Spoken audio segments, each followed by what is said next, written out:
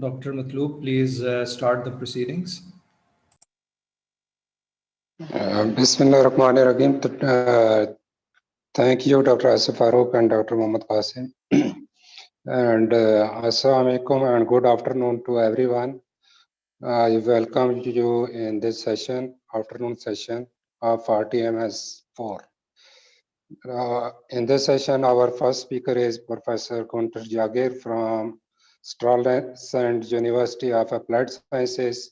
And Professor Gunter is Dean of Faculty of Mechanical Engineering, and he is specialized in topological spaces, convergence spaces, and category theory.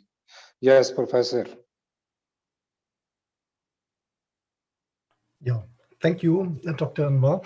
I would like first to thank the organizers and the National University of Science and Technology in Pakistan for giving me the opportunity to speak about my work and for organizing this wonderful little conference. I think it's quite important at the moment that a scientific exchange is still possible. It's not as easy as it was, and most scientists like myself would rather travel than doing it online, but it's at least a help to support interchanging of ideas. I would like in particular to thank Dr. Qasim for inviting me, for making that possible. Thanks very much. And I would like now to start and see if I can share my screen. Where am I? Wait a minute. It used to like that. So I hope this is visible now. So the title of my talk is Quantile Valued Convergence, a Common Framework for Different Structures in Topology. So it's a very general talk. I do not go into all the depths that are possible. It's more an overview. The outline is as follows. I will first start talking about metric spaces and some known generalizations that have been studied in the past decades. Then I will develop a common framework by looking at lattices and quantiles, and then give first generalizations, the notions of L-metric spaces, L-partial metric spaces, L-approach spaces, L-valued topological spaces. Professor Gunther, sorry to interrupt you. If you make the PDF in full screen mode, it can be visible. Control L, if you press Control L. Control L? Yes. No, it doesn't work. Wait a minute. Full screen mode. Like that? Yes. Okay. Yes, now it is fine. Thank you. Thank you. Thank you. I'm not so experienced with the Zoom tool. Okay.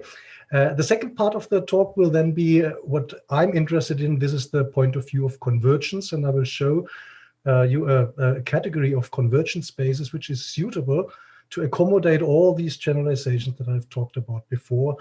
And this will be then, as I said, the second part of the presentation.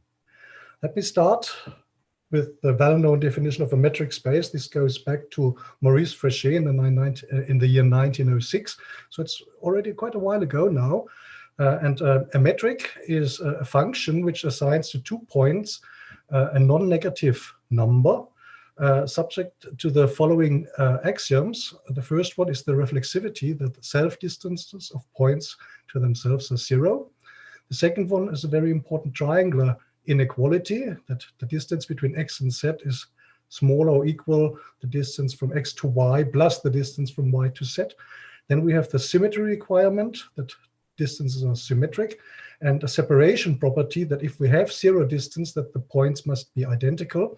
And finally, finiteness conditions, that the condition that we assume that distances are always finite, that we don't have infinite distances.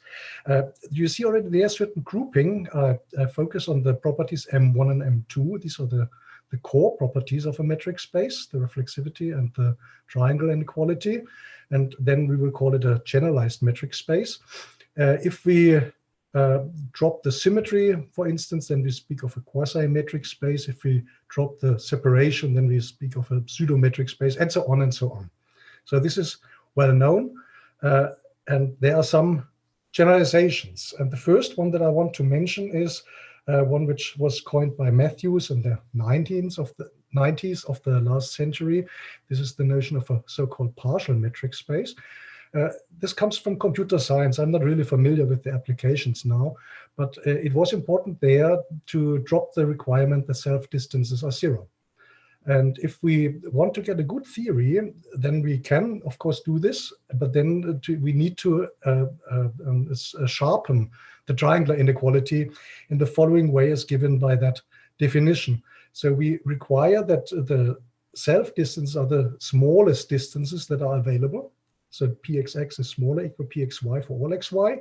And the triangle inequality must be adapted that we don't only add the distance, but we subtract the self-distance of y to itself. Yeah, all the others are more or less the same. Separation has to be adapted a little bit, that if the pxy equals the two self-distances, then the points must be identical. And also there, if one likes, a finiteness condition. This is then called a partial metric space and has found good applications. The next generalization that I want to talk about are the so-called probabilistic metric spaces. And this is quite a different idea. Let's start with the interpretation first. What we want to do is we do not want to assign distances, but rather have some inaccuracy contained, that we say we want to talk about probabilities that the distances between points achieves a maximum value t. So what we need to do in order to do this, we have to change the codomain of a metric and allow so-called distance distribution functions. Such a distance distribution function, this is where I start here, is a function from the extended non-negative reals to the unit interval, which satisfies a left continuity condition. Yeah, that means that the value at x is the supremum of all the values at y less than x. Yeah, so we have jumps only from one side. And the set of all these distance distribution functions is then denoted by a big delta plus. This all goes back to Schweitzer and Sklar notation, and we order it pointwisely. And then we have a top and a bottom element, which we call the epsilon 0, which is the top, which is the function constant 1, so it jumps at the 0 to 1, and the constant 0 function epsilon infinity. And what we need for the triangle inequality, we need an algebraic operation, and here we need a mapping, which we denote by star, which assigns to two such distance distribution function a new one. And this mapping is required to be commutative, associative, non-decreasing in each argument, and satisfying a boundary condition. That means that we have a neutral element for this algebraic operation, the top function. And then we come to the, having that in mind, we find the definition of a probabilistic metric space as a pair of a set and a probabilistic metric, which assigns to 2 points such a distance distribution function. And the reflexivity condition is expressed here as the PM1 condition. Self-distances have the top element of delta plus as the image. And the triangle inequality looks in the following way: the dxy star dyz is less or equal dxz. Again, read pointwisely. Then we can impose, if you want, a symmetry condition the usual way, but this, just keeping in mind, these are functions. Yeah? So we have identical distance distribution functions here. Separation, the points are equal if and only if the distance between x and y, the distance distribution function, is the top element, and also here a finiteness condition that the probability that we are less than infinity distance between points is 1. And this is what is called a probabilistic metric space. If we focus again only on the first two core properties, then we speak of a generalized probabilistic metric space. The next big step are approach spaces. They were developed by Robert Lowen and his school in the late 80s. And he extended the notion of a distance between points to distances between points and subsets. So he assigns to a point and a subset a non-negative real number. He allows infinity straight away and requires the following 4 axioms: that the distance of a point to its one-point subset is 0, so there's no distance. The distance to the empty set is always infinite. And then we have this additivity condition here, that the distance of a point to the union is the minimum of the distances of the point to the sets A and B. And this is kind of the topological condition, that the distance between a point and a subset is bounded by the distance of the point to what we could call the alpha closure of the set plus alpha. And the alpha closure is simply the set of all points which have distance less than alpha to the subset.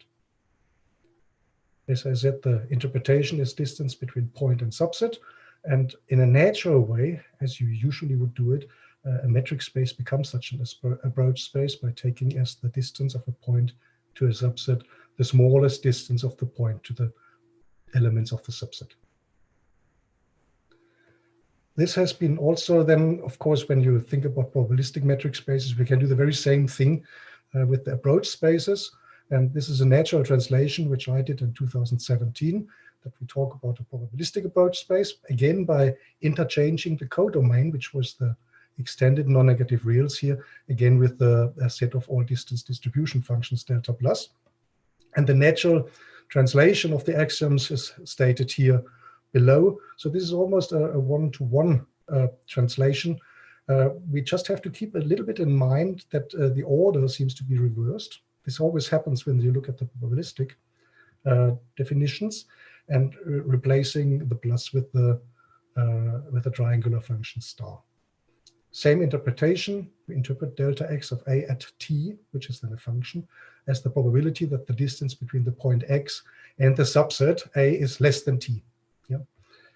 So lastly, well known to everyone, of course, is the generalization of a metric space in terms of a topology.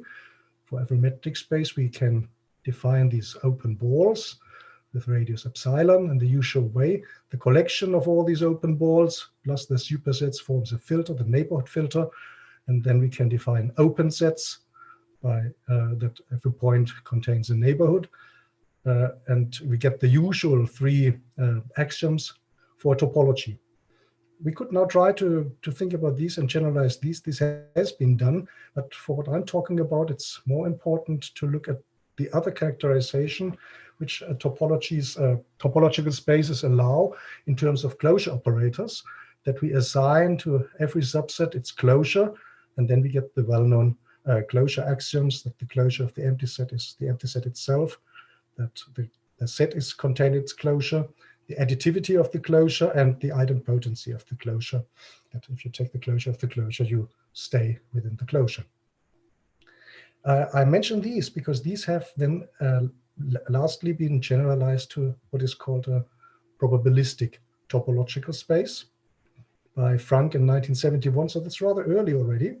And he tried to work out for probabilistic metric spaces a kind of a framework to do an appropriate topology. Sorry. So he needs again here an algebraic operation, and he chooses a T-norm. I come back to that later. T-norms are well known in fuzzy topology. It's just an operation like the triangle functions on delta plus. This is an operation on the unit interval. And he says that such a probabilistic topological space is given by a family of closures, which is called the alpha closures. That means for each alpha in the unit interval and each subset A, we define a new subset, which we call the alpha closure. And the axioms are the generalizations of the closure axioms of a topology. Enriched, of course, a little bit by the values that alpha can take. So if the alpha is the zero, then we want to say that the zero closure is the whole space, the whole set. The alpha closure of the empty set is for all alpha, the empty set, except for the zero, of course. We have here again that the sets are contained in the alpha closures. We have this additivity. This was originally not required by Frank. And we have the idempotency. And this is interesting because here the different alphas, which have the interpretation of probabilities in Frank's framework, they interact here. Yeah, so if you take first the alpha closure, and from this alpha closure, you take the beta closure, you stay within a closure, but the level is alpha star beta. And here's some, sorry, the relation with the alphas. Yeah, so it's reversing the order apparently, and this is a left continuity condition. Interpretation: X is in the alpha closure if the probability that X is in the closure of A is larger equal alpha. This is the interpretation that Frank assigns it. Of course, we can always work without interpretations. We just work with the axioms. Okay. Now, we have already possibly noticed that there are certain similarities in these definitions, and I'm going to develop now or show you a framework where this can be captured. And for this reason, I need lattices which generalize unit interval, extended sorry, non-negative reals and the distance distribution functions. And for the algebraic operations, we need the quantiles. First, a little bit about lattices. Not too much. A lattice is, of course, an ordered set where you can form subs and mins, joins and meets.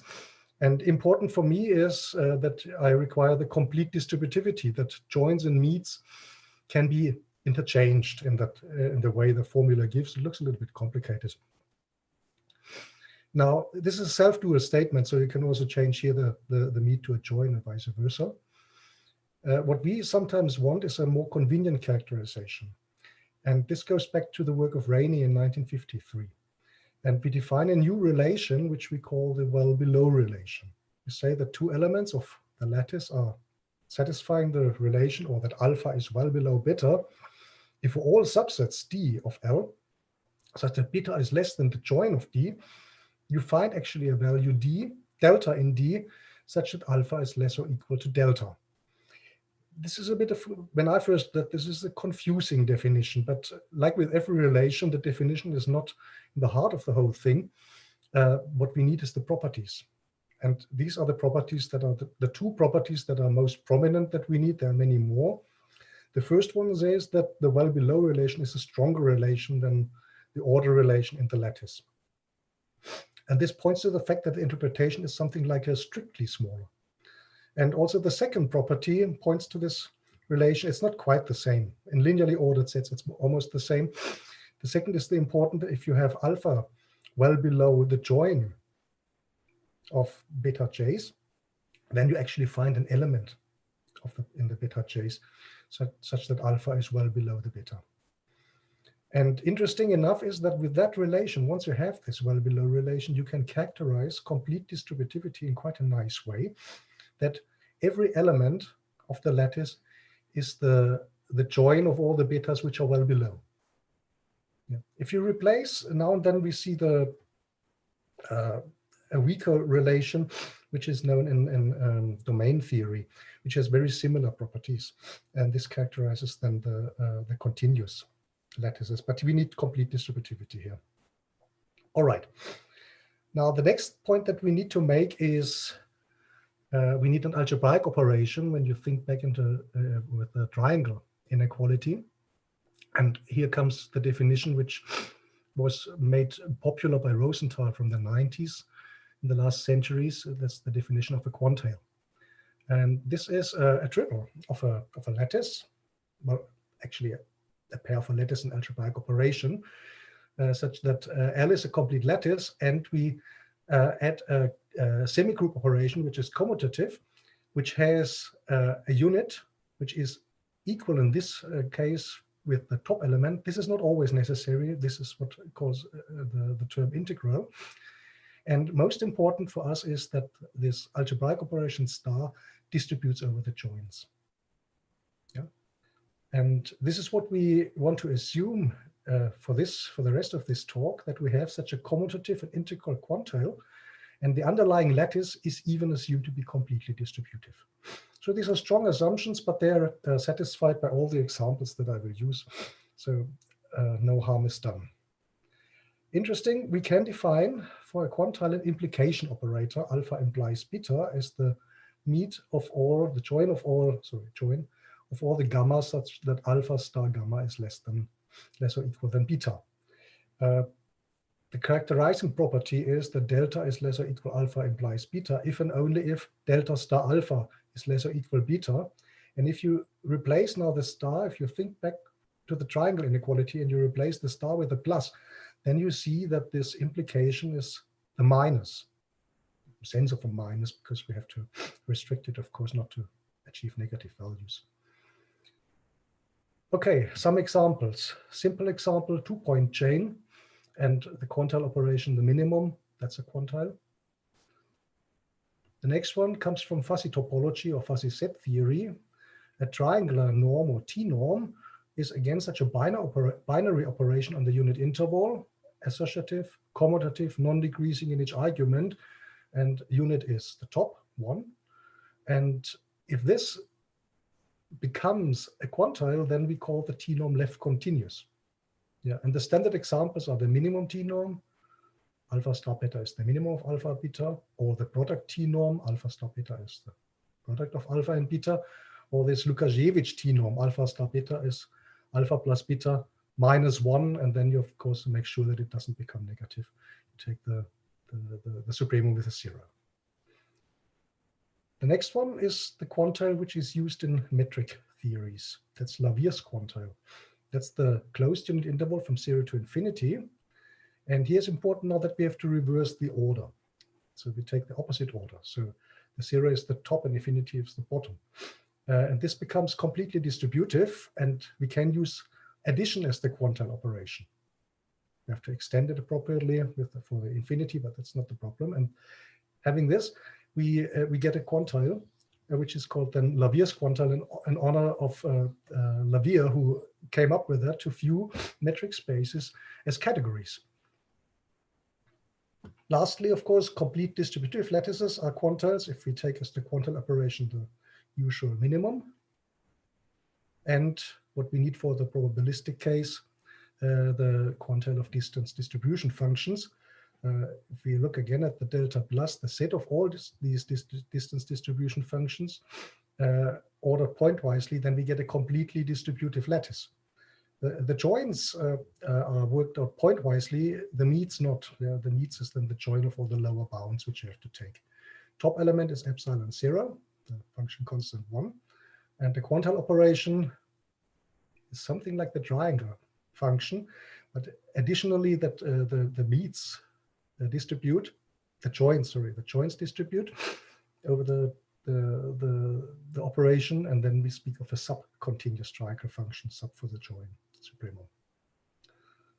Okay, these are the examples that I will use now further on, and if we employ these straight away, then we actually achieve a first set of generalizations of these metric space-like categories that we had before. We talk about quantile valued metric spaces, quantile valued partial metric spaces, quantile valued approach spaces, and quantile valued topological spaces. The first one, as I said already, goes back to Lavier. It's an L metric space, and here we focus only on the first two axioms because these are the fundamental ones. So an L metric maps 2 points to a set to a point in the quantile L, such that the self distances are, that's the old 0, keeping in mind that Lavier's quantile has the opposite order, so we go for the top element. And the triangle inequality reads like this, that dxy star dyz is less or equal dxz.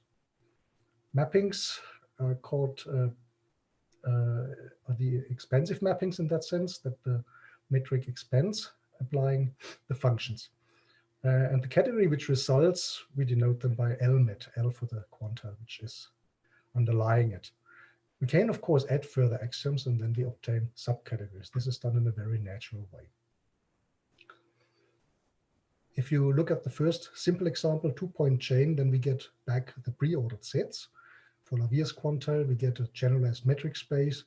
For the quantile of distance distribution functions, we get a generalized probabilistic metric space. So that all fits in. Other names which are known are continuity spaces, L categories, or L pre-ordered sets. And this, of course, comes all from these the viewpoints, how you generalize all that. The next one is an interesting one. This is the generalization of a partial metric space. And interesting is here simply that this generalization is actually quite natural.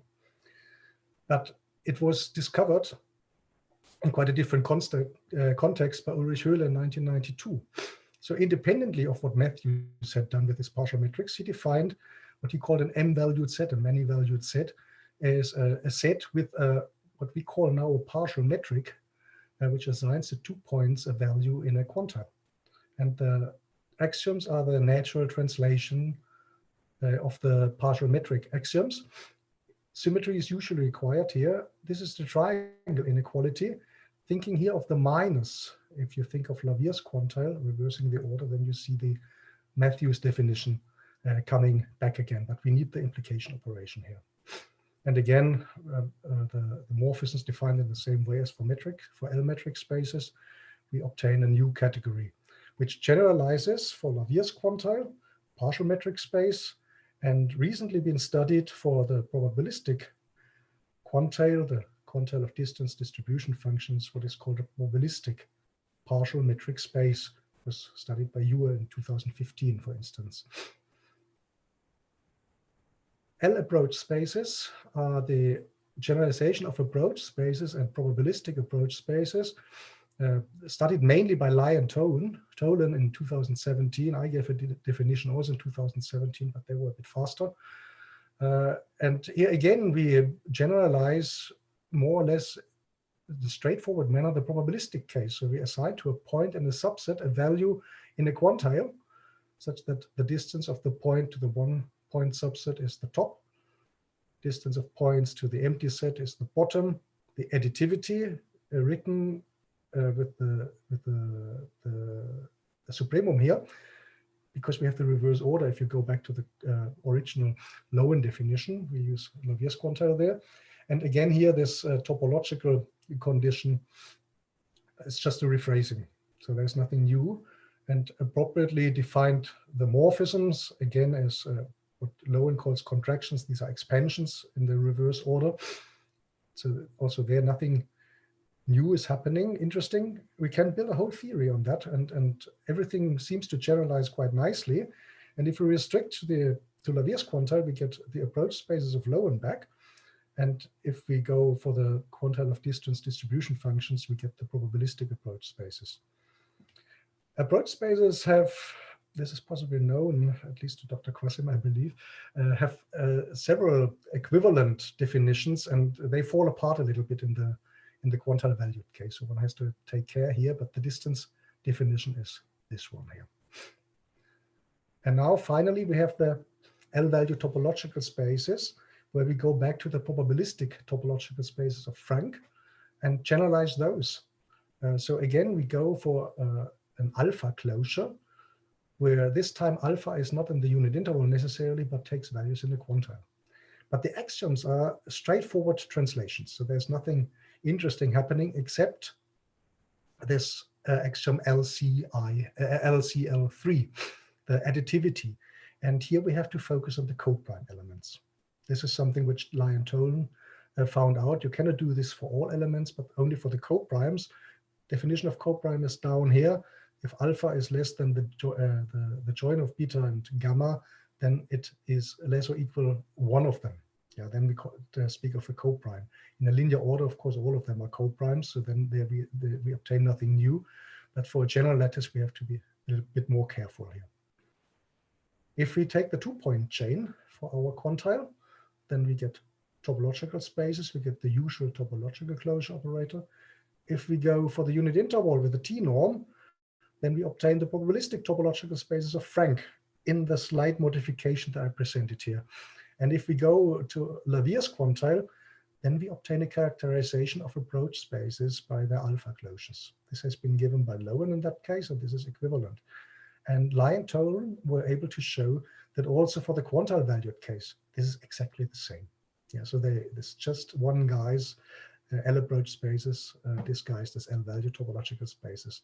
It's the same things. All right, so this concludes the first part. And now I come to what is actually of interest to me. This is the convergence point of view. And I want to discuss a category of spaces called quantile valued convergence tower spaces, which are very natural. And the motivation is that I found out that that you can actually characterize metric spaces by convergence. Every metric space and generalization, also in the quantile valued case, which I have shown you so far, allows an underlying convergence concept and usually even the topology.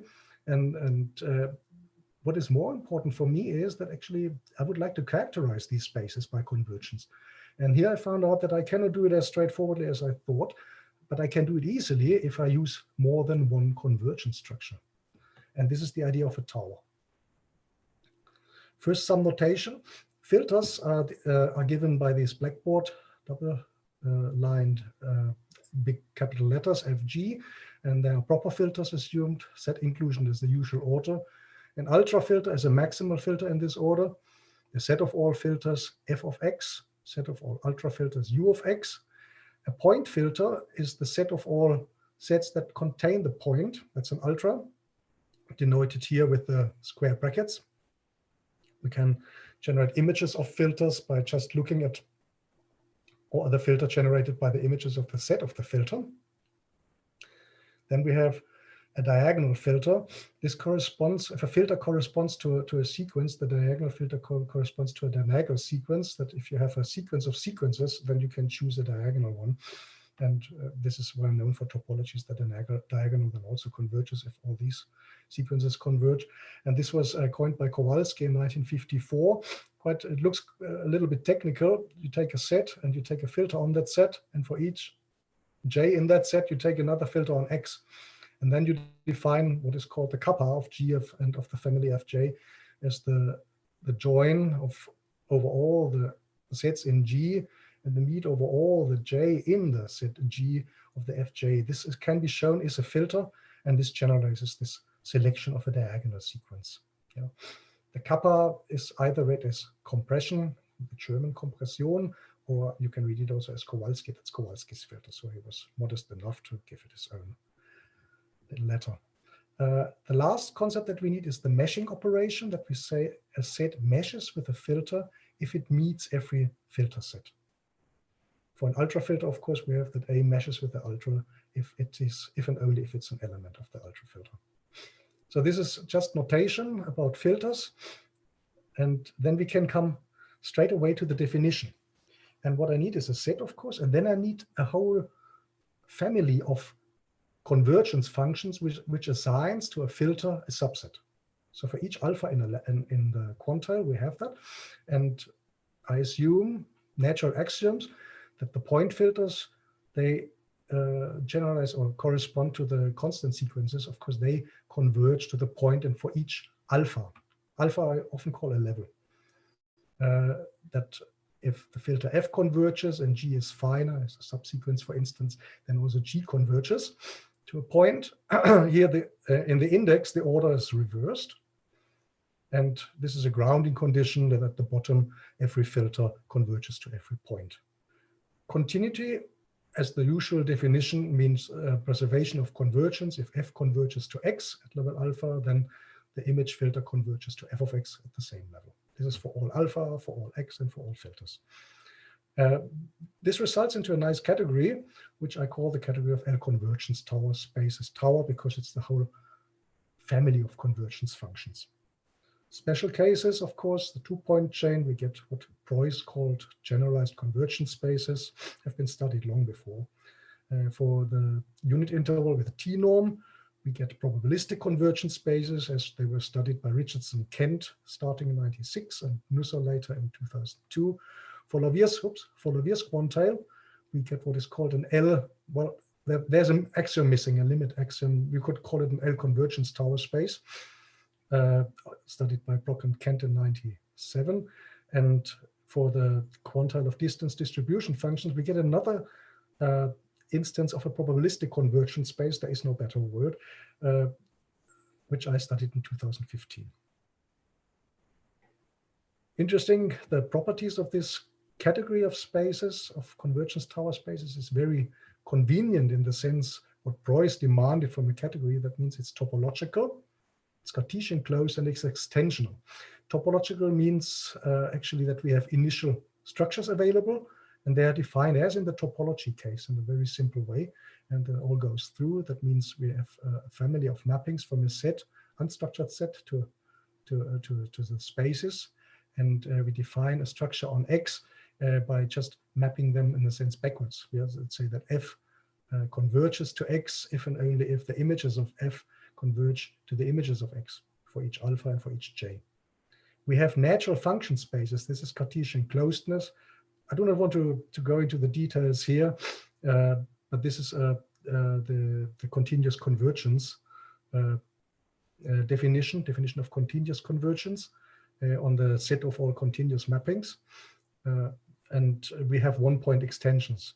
That means we have one-point compactifications and so on. So this is a very convenient category. So we can do anything, what we usually require when we do topology.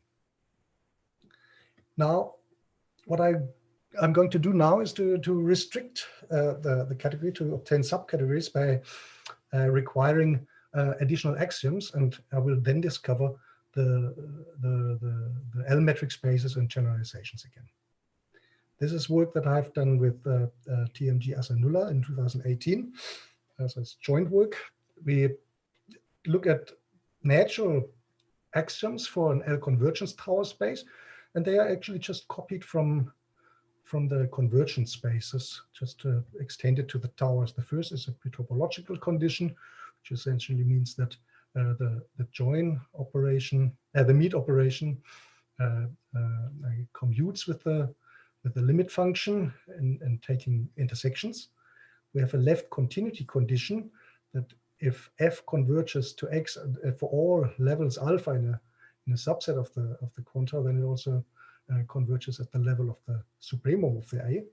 And the star transitivity condition, that's an important one, which we will need later for the triangle inequality, that best read backwards. If the point filter of Z converges to Y and the point filter of Y converges to X, level alphas and betas, then also the point filter of Z converges to X, but the level has to be adapted to alpha star beta. And if we take these three axioms additionally, then we speak of an L premetric convergence tower space, and they form a subcategory which we call L premet CTS. Few remarks. If we demand the left continuity, then we can also study the convergence with so-called limit functions, where we assign to a filter a function, lambda f, which the value of x is obtained as the sum of all the levels that f converges to x. If we look at pre-topological convergence tower spaces, then we can define what we call an alpha neighborhood filter, and the collection of all the alpha neighborhood filters then also determines the convergence, so it becomes rather simple then. And all these three properties are preserved under initial constructions, so the new category is also topological. Now, here comes the important definition. If we start now with an L metric space, then we can define such a convergence tower in the way that we say that f converges at level alpha to x, if and only if the join over all the f in f, and the filter f, and the meet over all the y's in that set f of the distances dxy is larger or equal alpha. This looks very technical, is actually translated from the requirement that f is finer than the neighborhood filter. Yeah, but this is just, of course, avoiding the neighborhoods, then this is a little bit of an issue here. If we do this, then we obtain a functor. That means we start with an L metric space and we end up in a convergence tower space, which is star transitive, pre-topological, and left continuous. And the expansion function correspond to continuous functions. This functor is injective on objects. That means if you have two different L metric spaces, we obtain also two different L pre-metric convergence tower spaces. The way backwards. We start now with the convergence tower space, and we define a distance. And here we take the join of all alpha such that the point filter of y converges to x. In a sense, this is how far can we distinguish between x and y. And if we do this, and we start with an L pre-metric convergence tower space, so the major issue is here, what we need is the star transitivity, then we end up with an L metric space, and again, morphisms are also preserved. So this is what we expect, and it works out nicely. Composition of these functors, if we start with an L metric space, and then work Professor Gunter, we have only 4 or 5 minutes. Yeah, okay, I'll speed up a bit. Then we end up in identity, so we go back, and here we don't have identity, but we have this order on in the categories, which means in a sense that the L metric spaces can be co-reflectively embedded. We have to add a further axiom, and then we get isomorphy. Yeah, then we get an isomorphism. This axiom is a little bit technical, was first studied for probabilistic conversion spaces by Brock in 1998. Direct translation again. Okay, Then I skip that. The L partial metric spaces, they actually they are of some interest because I have to go for a super category, because the first axiom is actually the reflexivity axioms, and I have to relax this, and I have to enhance a bit the transitivity. But if we do all that, then the same constructions work also in the L premetric space. So there's not a problem at all. There's only one little issue, that we have to require further axiom for our quantile. That's an interesting one. This is a kind of a De Morgan axiom, and can be characterized with the well below relation as a multiplicity. And it's what makes it a little bit awkward. It's satisfied for Lovier's quantile, but not for the quantile of distance distribution functions. So here the theories fall apart a little bit. Okay, lastly, we go for the approach spaces and embed those. Here we need a diagonal axiom generalized from Kowalski, that if G converges to X, and for every Y and Y we have a filter Fy which converges to Y levels alpha and beta correspondingly, then the diagonal filter also converges and the level is alpha star beta. So if we require this from the left, additionally from the left continuous pre-topological and L convergence tower space, then we speak of a topological L convergence tower space. They generalize the topological convergence spaces and all the other things as well. These are now the embeddings of L approach spaces into that new category. And interesting enough, this is actually a translation of what Lowen already did with his approach spaces, just for the lattice valued case. For the generalized case, works in the same way. The way backwards, we need the ultra filters. And also here we see this is an isomorphy. So if we do all this in a straightforward manner, then we get that LAP and L topological convergence tower spaces are the same things. So also here we can characterize these class of spaces completely by convergence. Okay, let me conclude just to sum up a little bit. We have a nice category with very convenient properties. Topological, that means we have initial constructions, we have continuous convergence, we have nice function spaces, and we have one-point extensions. If we impose further axioms, we obtain subcategories, which we can identify with quantile-valued metric spaces, quantile-valued approach spaces, which are the same as quantile-valued topological spaces in that definition. And in this way, we have actually a unifying framework where we can study certain properties which can be defined in terms of convergence, like, for instance, compactness or separation in one framework, and for all of these examples. Okay, here are some references which I used. There are many more, of course. And thank you very much for your attention. Thank you very much, Professor Gunter, for such a nice talk. Is there any question or comments from audience?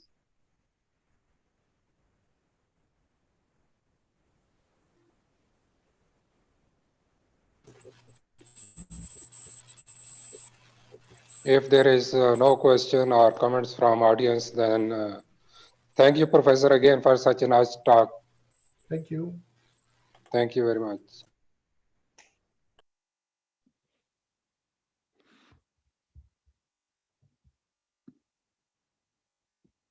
Thank you, Professor.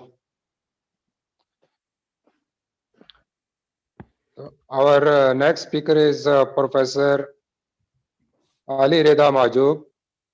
Ali Reda is working in Paris Dauphine University, France, and he is specialized in discrete mathematics. And today he will talk about network design and polyhedral analysis. Yes, Professor Ali Reda. Okay, thank you very much. Let me, before share the screen, my screen.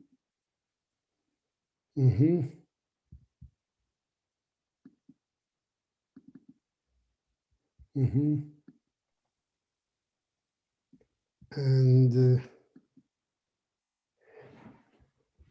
is it okay? Yes, okay, visible. Yes, yes, it's okay. Okay, okay. Okay, first of all, thank you very much. Thank you very much. And hello, everybody. And really, I am very happy to give this presentation. And I would like to thank very much the organizing committee and particularly Professor Rashid Farouk for inviting me to give this talk. This talk is related to network design and polyhedral analysis, cutting planes in combinatorial optimization. So the talk will be divided into two parts. In the first part, I will give a quick and brief introduction to these methods, to cutting planes, polyhedral based techniques for solving NP-hard combinatorial optimization problems. And then in the second part will be related to some applications of these methods to network design problems, and more precisely to survivable network design problems.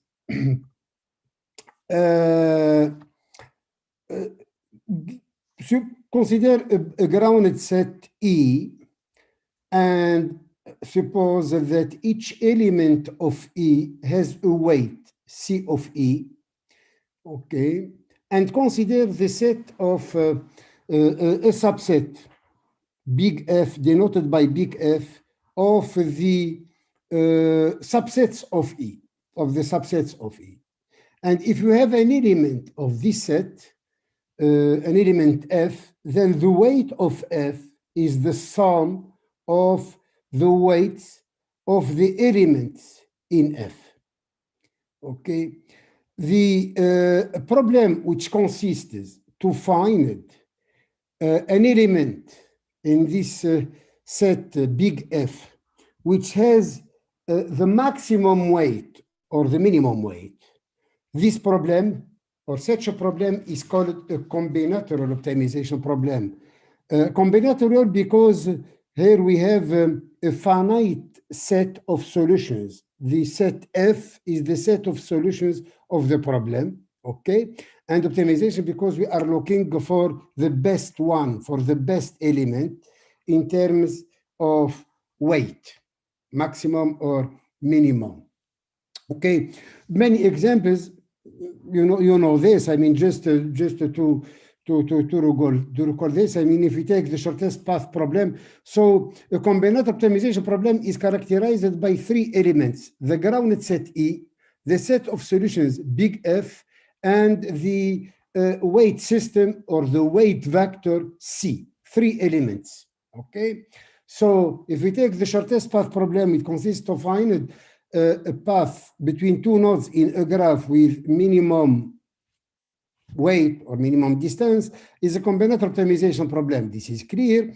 If we take the assignment problem, you have n tasks and you want to assign these n tasks to n works so that each worker gets exactly one task and each task is assigned to exactly one worker, and the assignment of a task to a worker yields a weight, and we have the weight matrix here, the weight matrix, and a solution, and we want a possible assignment, okay, is a set of n elements if we have n works and n tasks, so that we take exactly one element from each row and each column, okay? And the problem is to find the minimum assignment or the maximum assignment. This means the assignment with minimum weight or the assignment of maximum weight, okay? And this problem also is a combinatorial optimization problem, okay? So the grounded set here is the set of cells of the matrix, of the elements of the matrix, and the C is the assignment cost vector, okay? And the set of solutions consists of all the possible assignments. Okay, and let me finish this series of examples by the famous problem, the famous traveling salesman problem. Each one knows or has heard about this problem. There is a salesman who wants to go from his home city to visit each city exactly once, and to come back to his home city, and he wants to make the shortest tour, the shortest cycle, going through all the cities.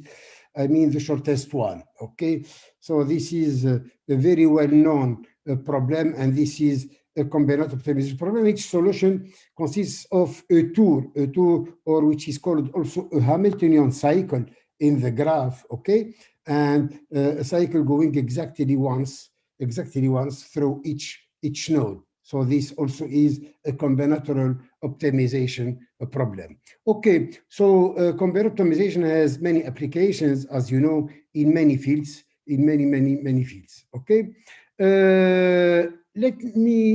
let's see the complexity. I mean, criteria in these problems is the complexity of these problems. I mean, how to solve these problems. Maybe in first glance, we can think that it's easy to solve such a problem because the set of solutions is finite. Okay, we can. So we can, for instance, consider an enumerative method. This means that we can enumerate all the solutions, evaluate each one, and taking the best one. Okay, so if we apply this method for the traveling salesman problem, for instance, for only 30 cities, we have 29 factorial 29 possible solutions. Okay, 29 factorial. So if we use the most powerful machine calculator to find the minimum one using this method, we can spend 100 centuries. Okay, 100 centuries, you can see.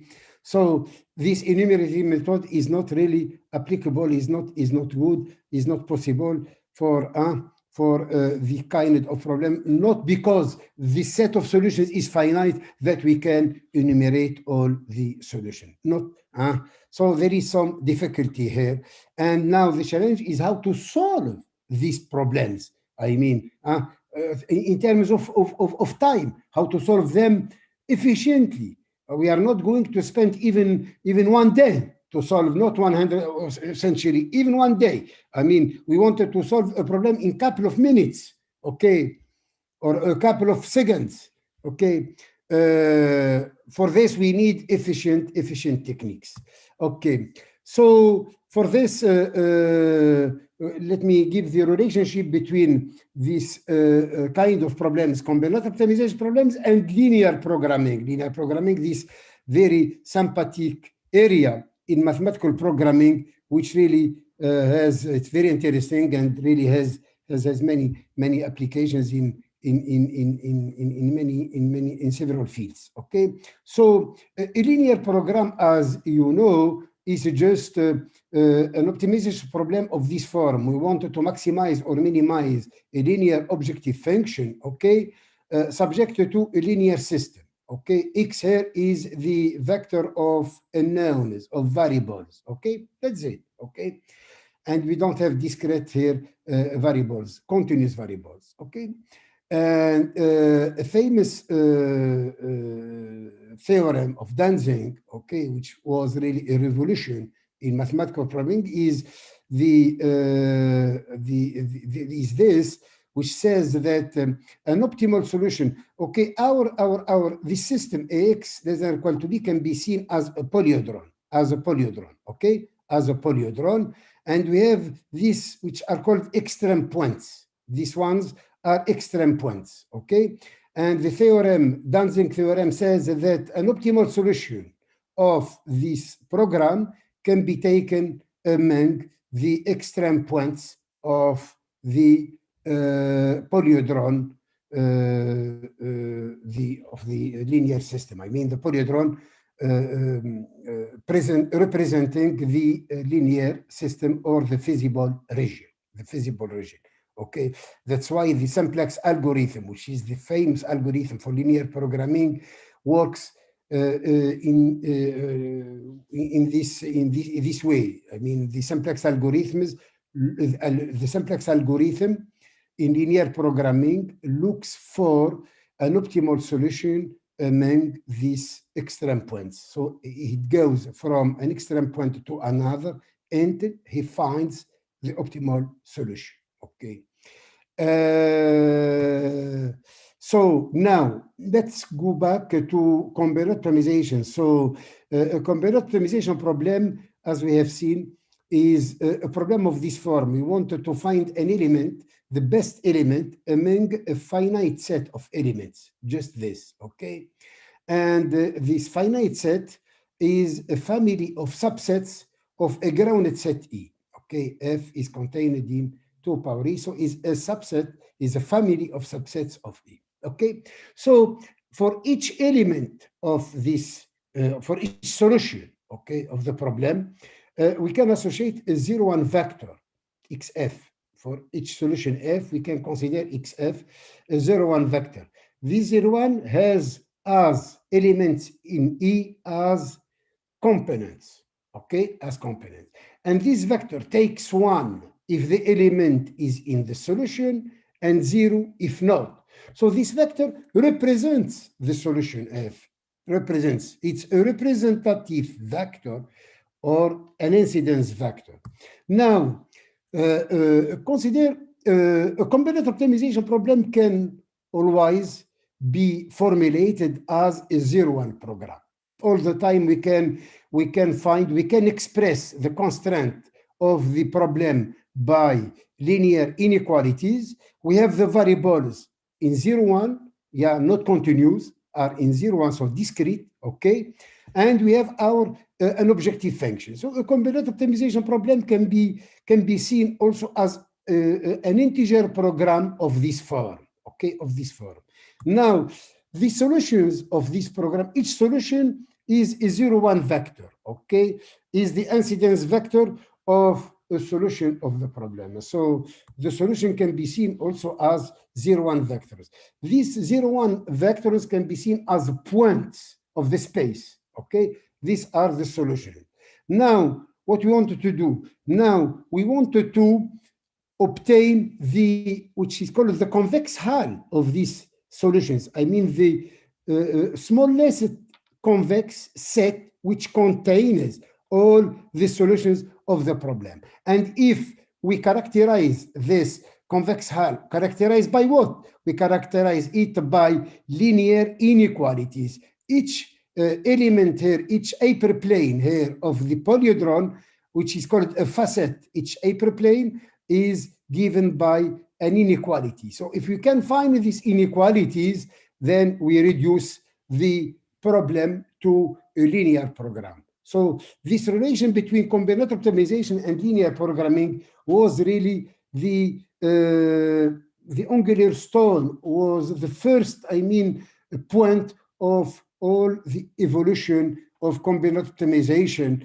and the application of linear programming and integer programming to combinatorial optimization. So characterizing this convex hull, this means that we can delete these 0, 1 constraints, because all the difficulty comes from these 0, 1 constraints, okay? And now if we can obtain these inequalities, this means that we can replace these 0, 1 constraints by other constraints and obtain a linear program, which can be solved easily, okay? So, and we reduce the problem to the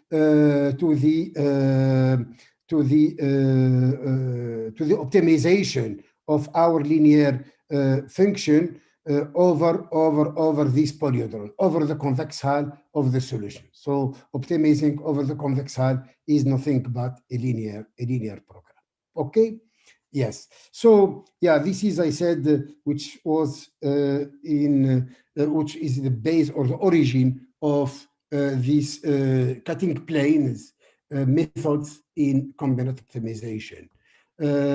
So yeah, and this was also this yields the which is called the polyhedral approach for a combinatorial optimization problem. The polyhedral approach consists of, first we represent the solutions of the problem by 0, 1 vectors. We consider these vectors as points of Rn, and we define the convex hull, the polytope of the solution, the convex hull of these points of this solution.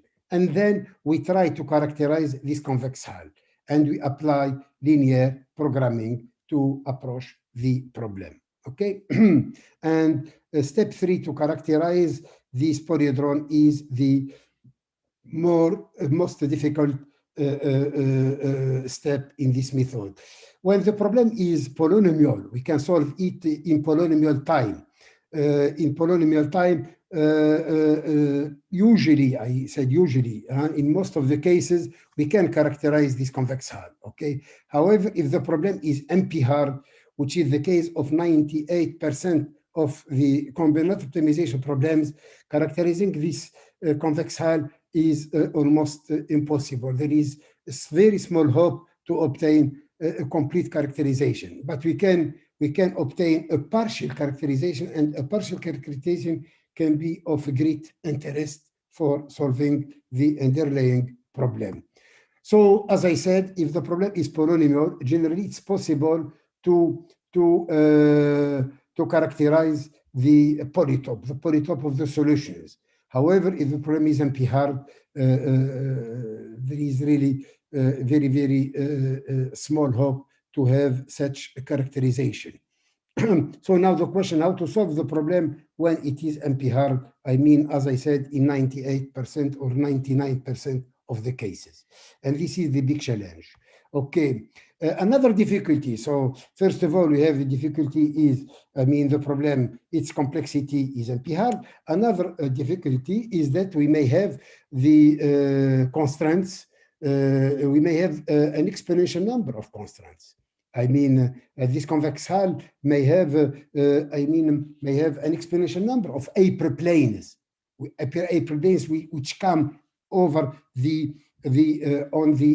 polyhedron. I mean, which characterize the polyhedron, the faces, the maximal faces of the polyhedron. So we may have an exponential number of inequalities. We cannot enter all these inequalities in the machine. It's not possible. If you wanted to write a code for solving your problem, you cannot enter this. So how to solve this? How to approach? Let's take an example. Suppose, for instance, this the traveling salesman for 120 cities. These are big cities in Germany.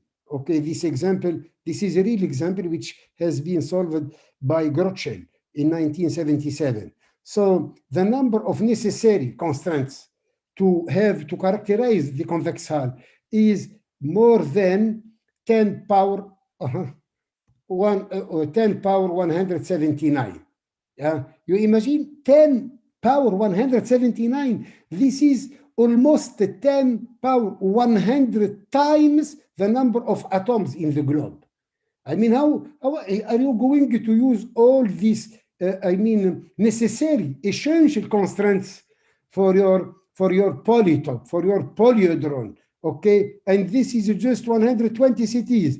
If I give 1,000 or 20,000 cities, I mean the number is, it's not possible. I mean, even the head cannot contain this. Okay, so and this, the number of variables is only around 7,000 variables, not very much, not a big size, problem. Now, to solve this real TSP problem, Grotschel has used exactly 96 constants among all these constants, 10 power 179. Now, okay, and so this really was a very nice, observation. And if this says something, it says that to solve a problem, we may not need an explicitly all the constraints of the problem or of the polyhedron. We may need just a subset, and this subset may be very small, very, very small, to obtain the optimal or an optimal solution, to obtain an optimal solution. And this really also was the base of a new trend in combined optimization and in discrete mathematical programming. Okay. So yes, now, yeah, you can ask me now how to, yeah, okay, we have an exponential number of inequalities, how to do this and what Grotschel use. Yeah, now, yeah, this, as we are going to see that the complexity to solve, I mean, a linear program with, I mean, a set of inequalities does not depend on the size of the system, but it depends on another problem, which is called the separation problem. What is this separation problem? I mean, suppose you have a linear system, just a linear system, okay? And consider a solution X star, and a solution, I mean, an arbitrary solution. So given a solution X star, the problem which consists in verifying whether X star satisfies the system AX less than or equal to B, and if not, to determine a constraint of the system which is violated by X star. So you have a system and you have a solution. Either you show that the solution is a feasible solution of the system. This means that it satisfies all the inequalities of the system, and if not, to give a constraint among this system which is violated, which is not verified by the solution. So geometrically, this means the following: a system, it's a polyhedron, okay? So either you have a solution X star, either you show that X star is a feasible solution of the system. This means that X star is inside the polyhedron. And if not, this means that there is an inequality, there is an hyperplane, which separates the polyhedron and the solution. Okay, that's why this problem is called a separation problem. Okay, and Grotschel, Lovász, and Schreiber, they showed that optimizing a linear function over a polyhedron, the complexity of this is exactly the complexity of solving the separation problem for the system X less than or equal to B. There is a polynomial time algorithm for solving the problem P if and only if there is a polynomial time algorithm for the separation problem related to the system AX less than or equal to B. Yeah. So yeah. So now the separation problem now is a very important ingredient in any polyhedron-based method algorithm for a combinatorial optimization problem. So a cutting plane method now based on this can be considered as follows. So we suppose we wanted to solve a linear program over a system of inequalities, X less than or equal to B. So what we do, we consider a small system, just with a small number, a reasonable number of inequalities, X less than or equal to B, and we solve this linear program. If the solution obtained for this small program is a solution of the system, then it's also at the same time optimal for the original, for the first program. Okay, it's optimal for the original program. If not, then we solve the separation problem for the system X less than or equal to B and the solution X1 less than or equal to X star 1. Okay, and we will find it a violated inequality. We add this inequality to the program, to the current small program, and we obtain a new one, P2 here, okay? The first one with the new one. We solve this new one, and we obtain a new solution. If this new solution is a solution of the system AX then equal to B of the first system, then this solution is an optimal solution of our first program. If not, we solve the separation problem with respect to this new solution, and so on, until we find an optimal solution. So geometrically is the following. We have this, our polyhedron, our convex hull. We don't know its characterization, but we can obtain just a small system. Just this is a small system. So a bigger space. This is a bigger space. Okay. So this is AX then equal to B. Okay. We solve the linear program. By Danzig method, simplex algorithm, we obtain an extreme point of this. So if this point is inside, then it's an optimal solution of the original problem. If not, then we solve the separation problem. The separation problem, we obtain a violated inequality. When we introduce this, we add this to the program. This permits to cut a region which is not necessary. Okay, that's why it's called a cutting plane. We cut a region, so okay, when we add this inequality, and we obtain a new linear program. We solve this new linear program, we obtain a solution. Suppose it's this one.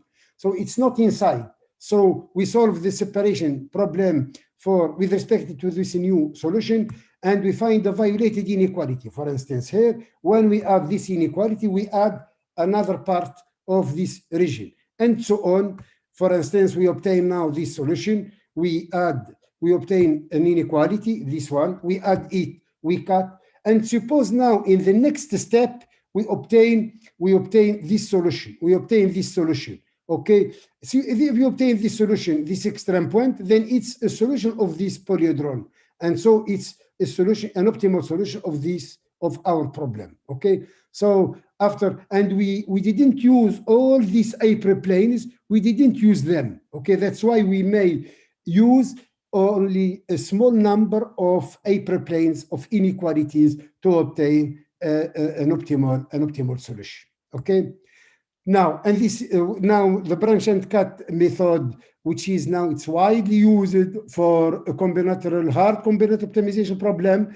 So this is exactly a branch and bound based method.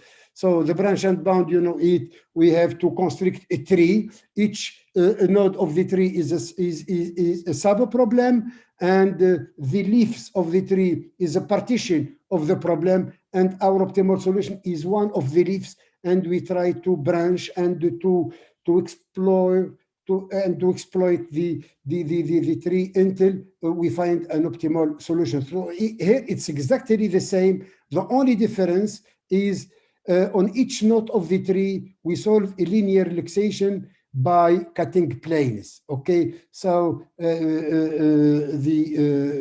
usual or the classical branch and bound, just we branch, we give to a variable either 0 or 1, and that's it, okay? And we don't look for other inequalities. Here, we look for violated inequalities. Why? To strengthen the linear relaxation, to reduce the feasible solution set, to reduce. And when we reduce and our feasible region or linear relaxation gets tighter and tighter, then we go faster to the optimal solution. Yeah, this is the branch and cut. Now, yeah, this is now has been used for many problems, like the traveling salesman problem, for instance. Now, traveling salesman problem has been solved for more than 20,000 node cities, even 30,000 cities, and there are many books on the traveling salesman problem using this type of methods, and for many other problems. Okay, so now let me go to the second part, okay, which is related to network survivability. As you know, telecommunication field or domain has seen this last or 2 decades a very quick and rapid evolution. Now we have with the optical fiber technology, you know that now we are using fibers in our connections, okay, network connections, okay, for telecommunication. and the networks now really are we have sophisticated networks. We have networks with almost unlimited capacity, are almost like trees, okay, because each link has a very big capacity. That's why, because networks now, they transport, I mean, many kinds of data, telephone calls, mails, videos, photos, packets, everything, and never you have your network, I mean, down. Never you have, why? Because the networks are really good, are very well reliable and survivable. Survivability here, this means that if the network really has, if there is, in the event of a failure, if there is a failure in the network can continue, I mean, can be restored, can continue to work. Okay, the functionality of the network doesn't stop when there is a failure. Okay, and the survivability here is expressed in terms of connectivity in the network, in the graph. A network is a graph, okay, in terms of connectivity. Okay, so this concerns the topology of the network.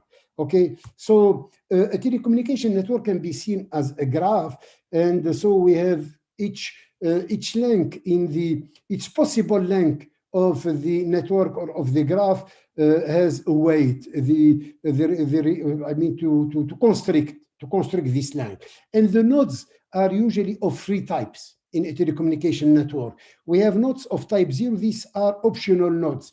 These optional nodes are linked to the network only if they contribute to the reduction of the cost of the network. And we have nodes of type 1. These are ordinary nodes, and they have to be connected, just connected to the network. And we require that between every pair of this type of nodes, there is at least one path between every pair of these nodes. And we have a special type of nodes of type 2. They need more survivability, more reliability, more survivability, and we may require for each pair of these nodes that there exist at least two paths, disjoint paths in terms of lengths. They don't have lengths in common. Why? Because if one path gets down, if there is a failure, in the event of a failure on a path, I mean, the traffic can be routed or rerouted on the second path. Okay, this is a two connectivity topology, and this is, I mean, has shown to be very, I mean, efficient in telecommunication networks. Okay, so I am working on this field since many years, maybe 20 or more than 20 years, and I am all the time collaborating with France Telecom. So I had many projects with France Telecom, and this is really what the operators want in terms of topology. Because I mean, telecommunication network, there are many aspects in telecommunication networks. Just to take the topology aspect. I mean, this type of topology to connectivity is really very of a great interest. Okay. Okay. So survivability, as I said, is the ability to restore the network service in the event of catastrophic failure, and the goal is now to satisfy some connectivity so that when the network there is a problem in the network can continue to work, and otherwise really it will be a disaster, because I mean, you imagine the quantity of information which goes on a link of the network. I mean, it's really very big. So that's why we don't want, I mean, any problem and any loss of data, of information, and we should satisfy all, I mean, some connectivity requirement. And the motivation is, of course, to design optical, reliable and survivable optical communication networks. Okay, so the second part, I hope I will have time, because I know that I have only 40 minutes, and maybe we have 5 minutes. Oh la la, oh la la, oh la la. So if you can give me at least 5 minutes more. Okay. Okay, let me go directly to the main thing. Okay, now a general model in survivability, which has been treated in the literature by many groups. So consider a graph, and suppose that for each node of the graph, we have it's associated an integer, which is denoted by RS, each node S, and this is called the connectivity type. And if we take two nodes, S and T, node S has a connectivity type RS, T has a connectivity type RT, and we denote by RST the minimum of these two connectivity types, okay, the minimum. And we say that the graph G is survivable if for every pair of nodes there are at least this quantity RST, I mean the minimum of the connectivity types of S and T, edge disjoint path, I mean paths which do not have edges in common, or node disjoint paths which do not have node in common. But in this talk, we only consider the edge version, okay? And this is a general problem. So many cases are known in the literature. Let me skip this. The problem is NP-hard, is this NP-hard, and here we will be interested in the case in very small, not small, but it's also very hard, but very simple case. The most simple case is one, all the node types are the same, the uniform case, and equal to 2. This is the two connectivity case, which is the most important case and the most effective topology in telecommunication networks. We suppose that, and the problem here, we wanted to, a graph here is survivable, or we said that it's two edge connected if there exists between every pair of nodes at least two paths, two edge disjoint paths. I mean paths which do not have edge in common. Okay, and this problem is called the two edge connected subgraph problem. So I repeat, we have a graph and we have weights on the edges of the graph, and the problem is to find a subgraph of this graph of minimum weight, so that between every pair of nodes of the graph, of the first graph, yes, there are at least two edge disjoint paths, two paths which do not have edges in common. Okay, yeah. So this problem is NP-hard, and we consider the polytope, the associated polydron. We see the convex hull of the solutions of the incidence vectors of all the solutions of this problem. Okay. Some valid inequalities. Of course, each variable of our problem here is 0, 1, in fact, okay? So we relax this, is between 0 and 1, so it's greater than or equal to 0 and greater equal to 1, and these inequalities are called the trivial inequalities because they are direct inequalities. Okay, a cut in a graph, given a graph, and a set W, a subset of nodes, the set of edges which have exactly one node in W and the other in delta V minus W is called a cut. Okay, and we have these valid inequalities. So each solution of our problem, each two-edge connected subgraph, if we give a two-edge connected subgraph and a cut, our two-edge connected subgraph must contain at least two edges from each cut. Yeah, because if it contains no edges, we have a disconnected graph. So there is no, because we have a node in W and a node in V minus W, these two nodes must be connected by two edge disjoint paths. So we should have at least the two edges in the cut. Okay. And we have, so our two edge connected subgraph problem is equivalent to this 0, 1 program.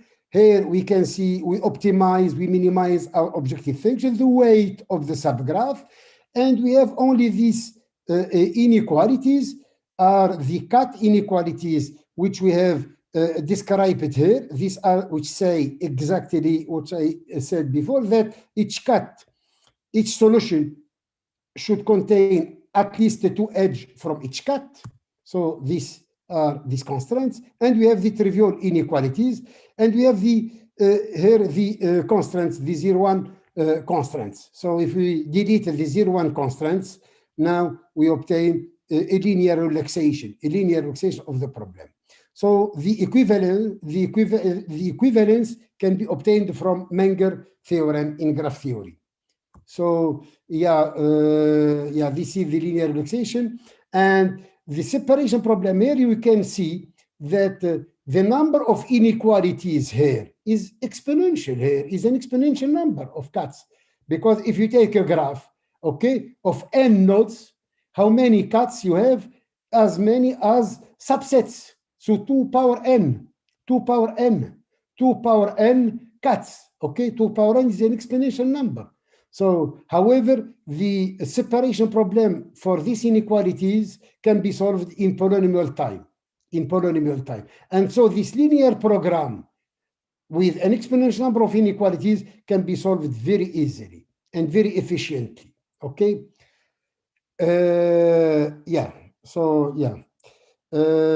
Now let me skip this part.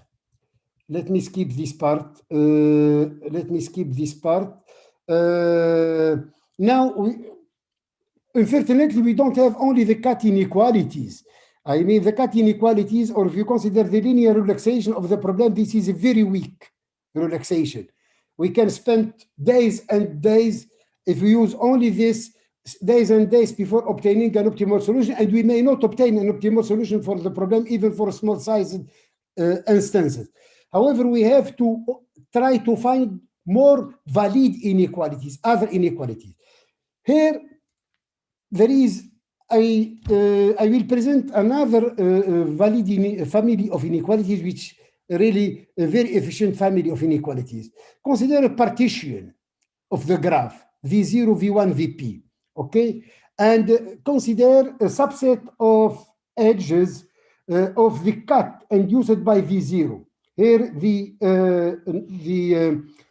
solid edges, okay, F, okay, and suppose that F is add here, F is add, okay, is add. So now, if I consider the cut inequalities for the sets V1 until Vp, so we have these inequalities, the cut inequalities, okay, for the cuts delta Vi for I equal 1 to P, and we add these trivial inequalities for the edges of F. We add these inequalities for the edges of the cut induced by V0 minus F.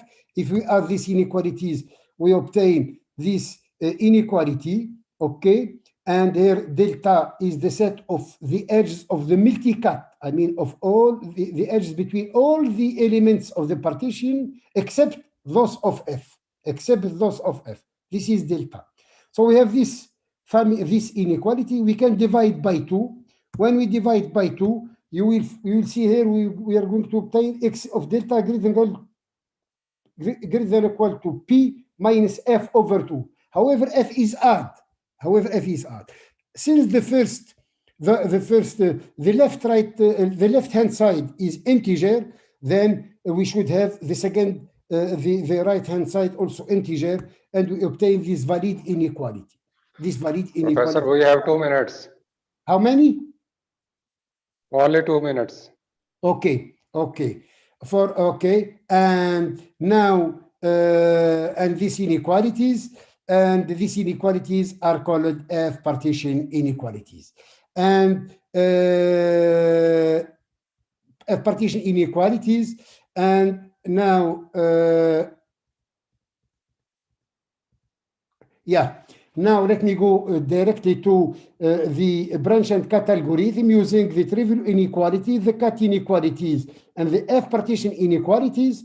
Okay, and the F partition inequalities, we devised efficient algorithms for solving the separation problem for F-partition inequalities. And we, when we solve this, we solve this for I mean here, for instance, 300 nodes, okay, 300 nodes, and we have almost 45,000 variables, okay, using this, and we solve this in couple, maybe in less than 4 minutes. In less than in 4 minutes, we solve this, okay.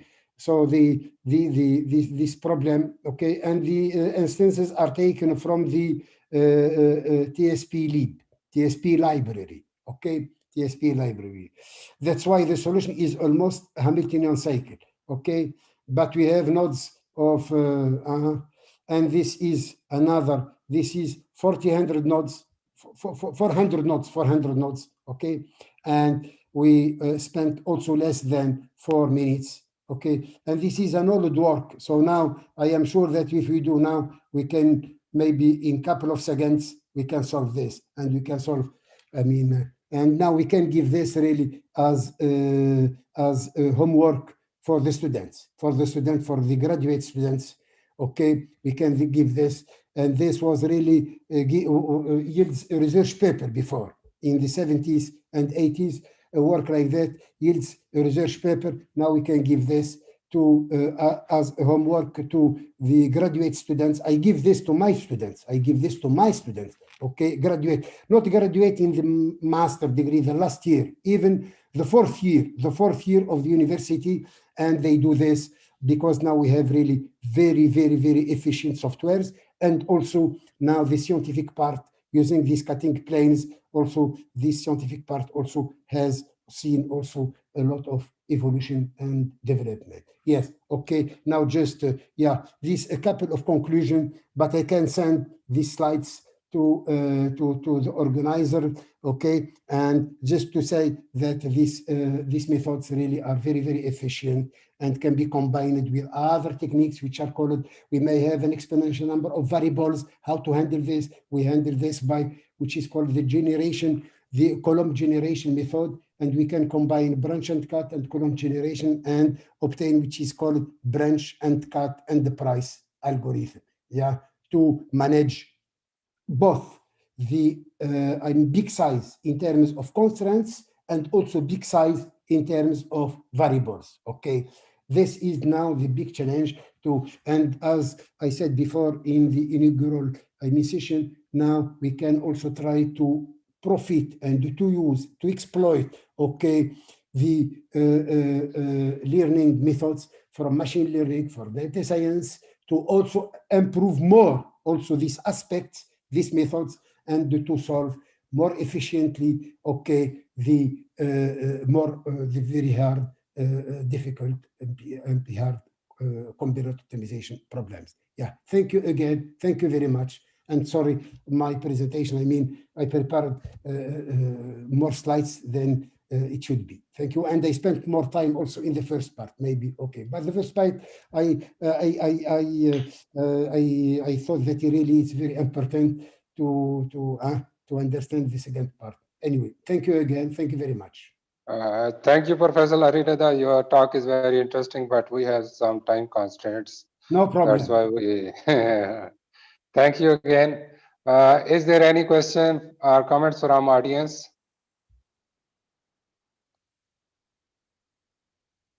If no question or comments from audience, thank you, Professor Arirada, again. Thank you. Thank for you. Such a nice talk.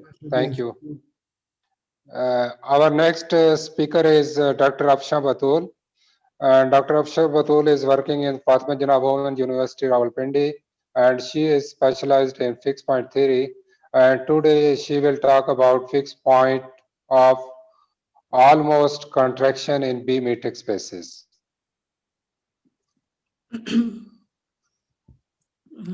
Thank you, sir. Thank you so much.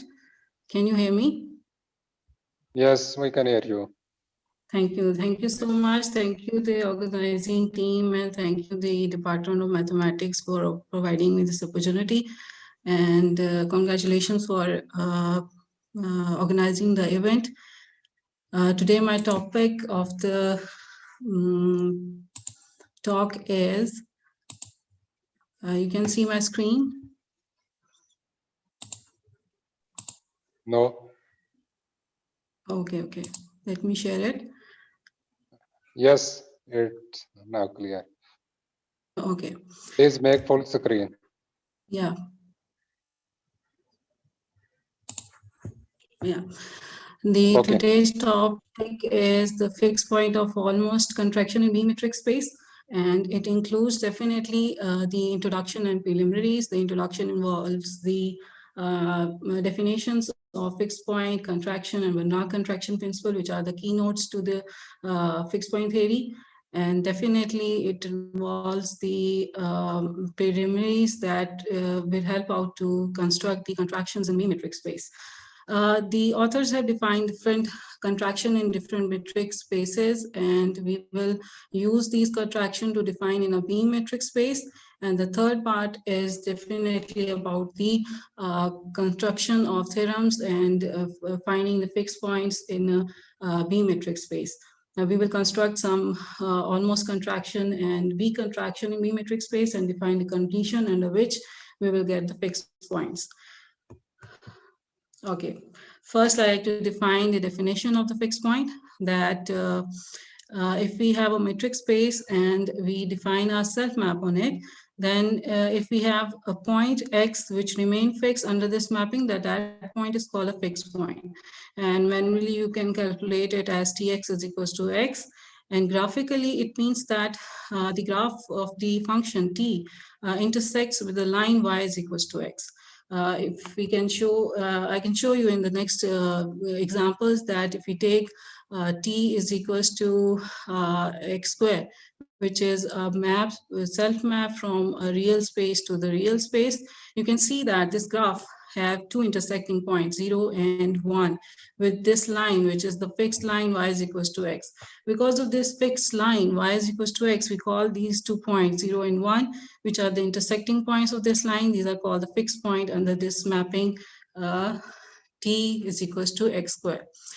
Similarly, the mapping can have more than one fixed point. As you can see that X squared have two fixed points, 0, 1.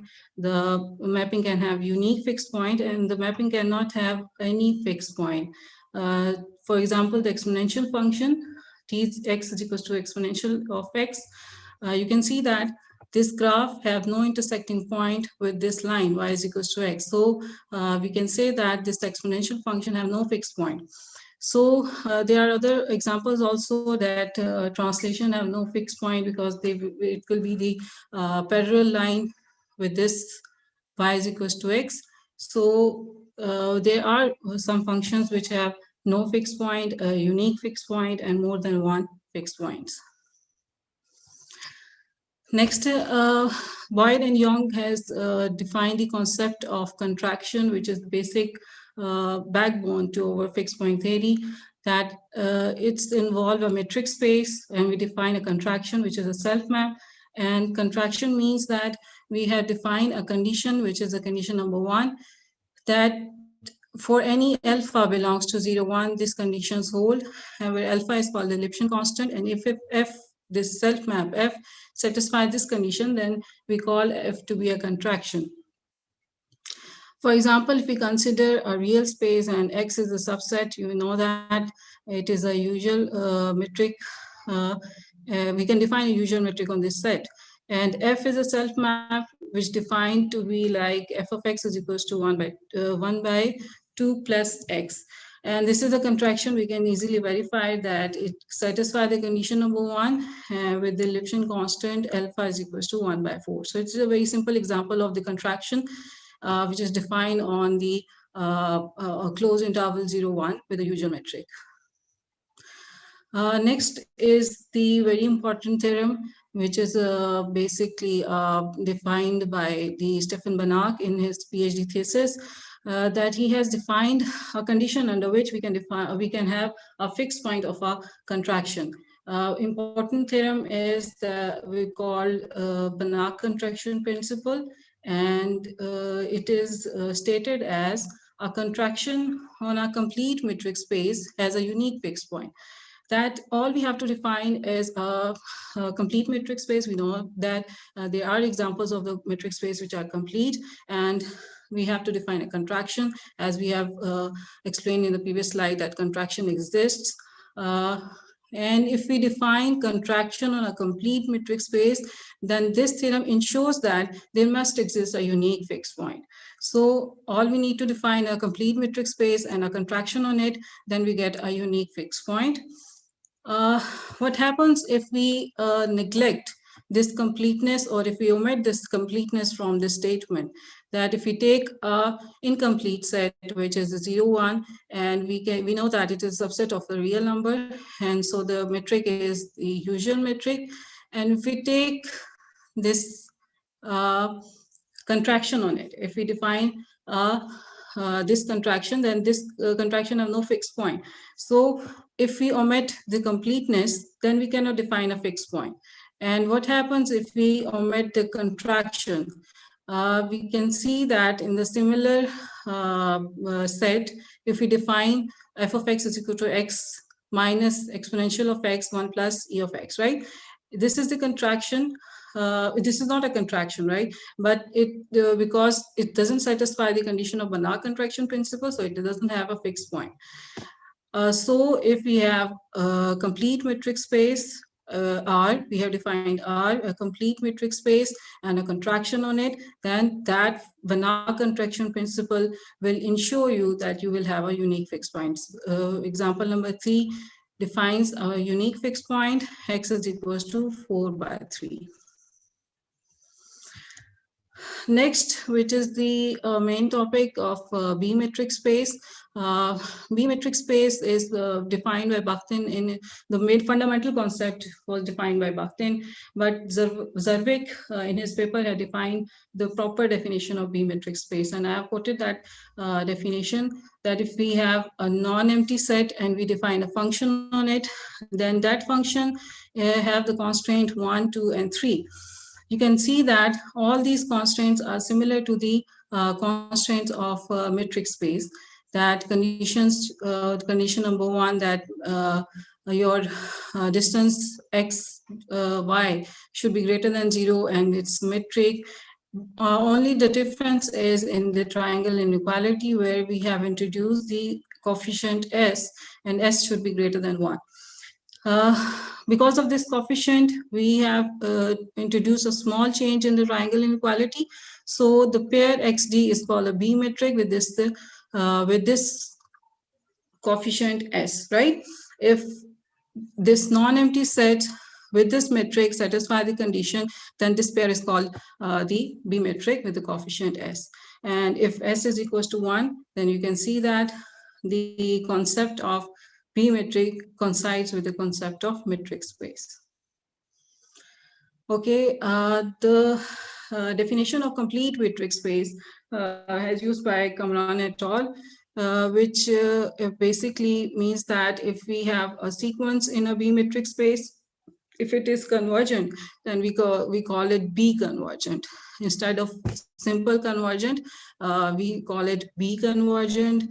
And similarly, if we have a Cauchy sequence, then instead of this Cauchy sequence, we call it B Cauchy sequence.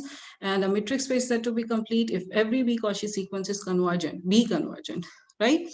And the concept coincides with the concept of complete metric space if definitely the coefficient S is equals to 1.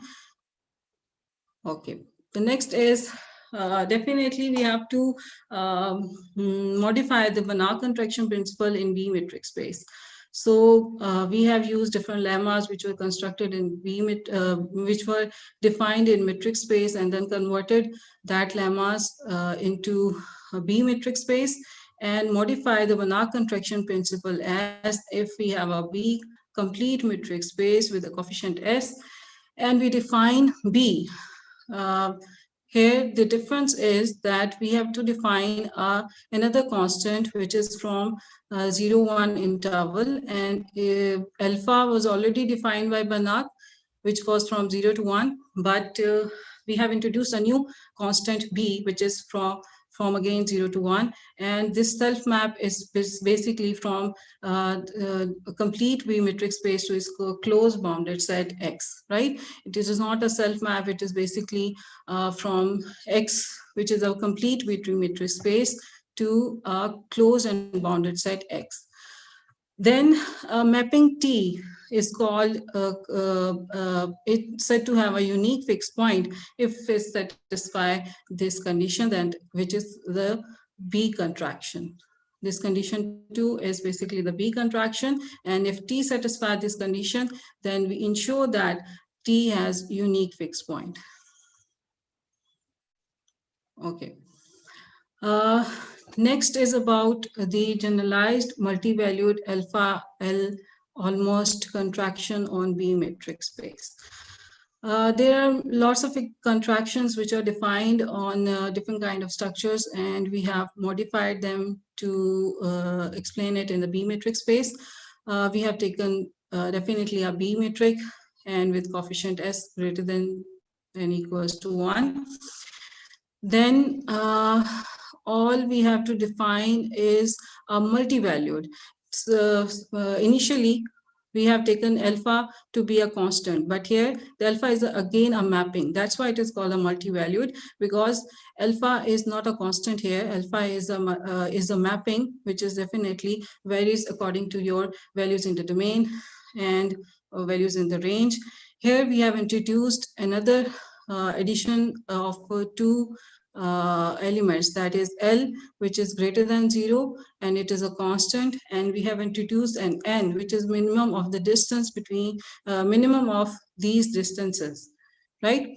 So we have changed the contraction from here to here. You can see that this 3 is basically a modified form, and it is also the multi-valued constant alpha involved here, and also the constant L, and N also is the distance, although it will also be the constant. You can see that D is basically the distance or metric, and these all points are the real numbers, and you will take the minimum over here. So we will get a positive real number over here, but this will definitely be the different from this contraction.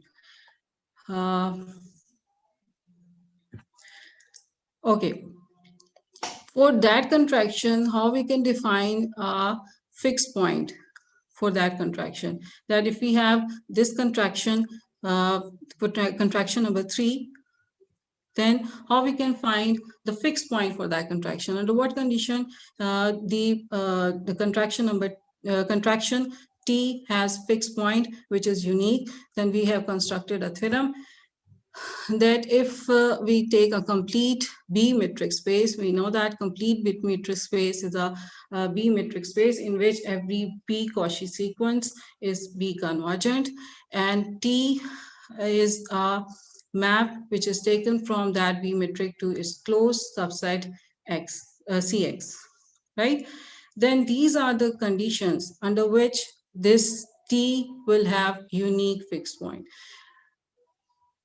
What are the conditions? If we define F, another map such that this condition holds, that F of X is the distance between X and Tx, where X and this mapping F should be a lower semi-continuous, right? This is another constraint which we are adding to our contraction. And then we have to define some alpha, which is multi-valued. You can see that. And the major difference over here is that we have defined alpha from 0 to infinity and 0 to 1. But here we have defined alpha 0 to B, which is basically new, which is basically the changes due to our condition, that under this condition, the T have unique fixed point, right? So we have to define this condition also.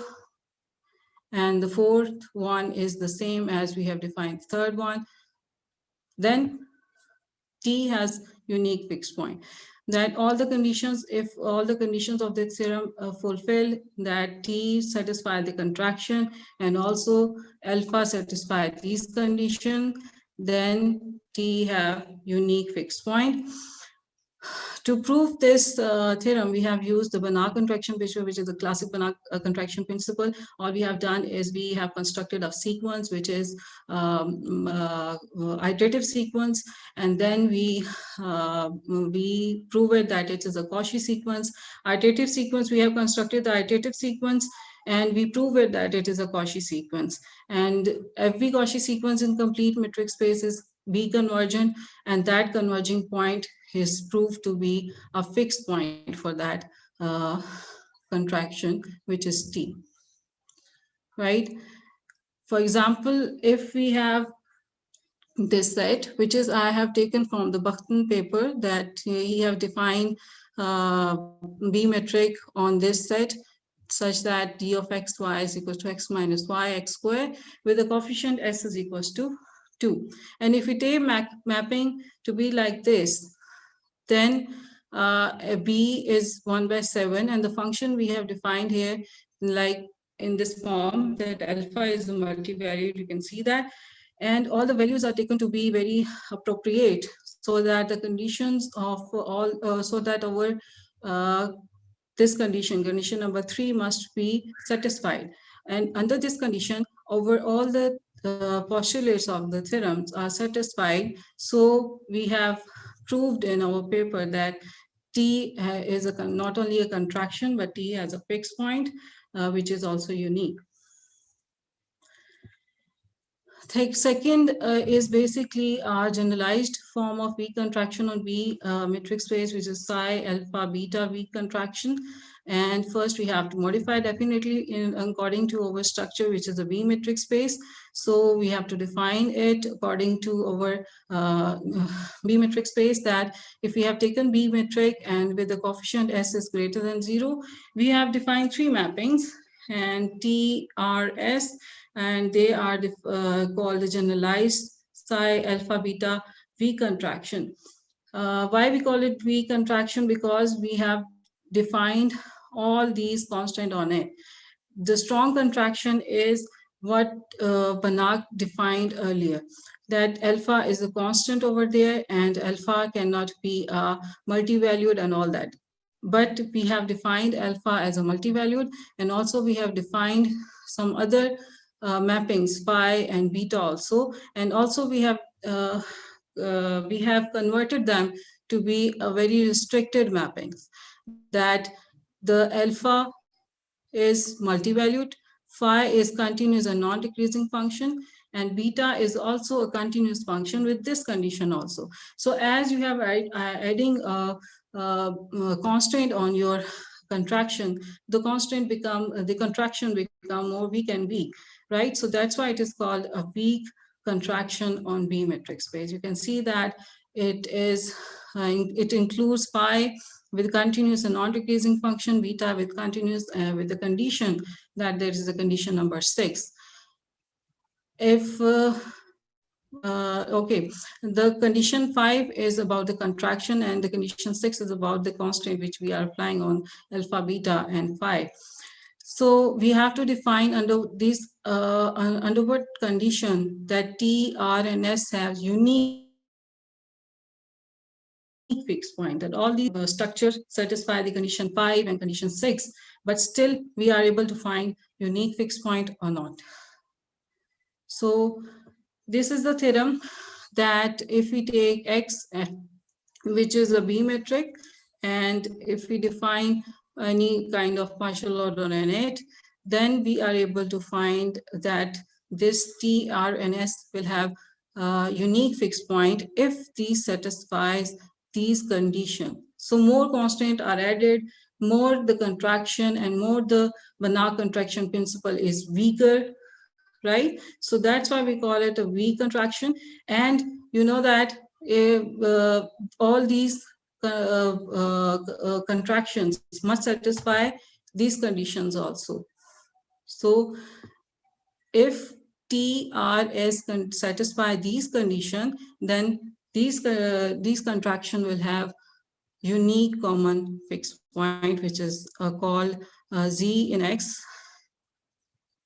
For example, if we consider the set X and we define D on it, and D is defined to be like this, and we have to define a B metric on it.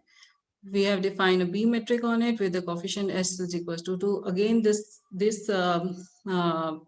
example was similar to Bakhtin, not only the example of the Bakhtin, but little bit similar to that example, so that we are sure about our result, that we've taken this good input about the B metric space. We have taken three self maps, that T, R, and S, which is from real space to real space, and phi, beta, and alpha to find to be like this. Then we have observed that they satisfy these conditions, and also T and R, S also satisfy these conditions. Under these conditions, they satisfied all the axioms of the theorem, and we are able to find their fixed points, and we are also able to find the unique common fixed point. So this is all from my side. The main conclusion is that all we have to do is just to satisfy the condition of Banach contraction principle, and also if the Banach contraction principles is satisfied, then all the Banach contraction principle is satisfied, that ensures you that fixed point will must exist. The first question raised to your mind when you solve a problem is whether the solution exists or not. Then if the Banach contraction principle or the Banach contraction principle postulates are satisfied, then you are able to solve it, or you have the thing in your mind that the solution must exist, right? So we have done through different calculations that the T and R and S, and also the common fixed points they have, and Thank T you, have. Dr. Afsha. Okay, thank you so much. Thank you very much for such a nice talk, and we have to learn a lot about B matrix spaces and fixed point. Is there any question from audience?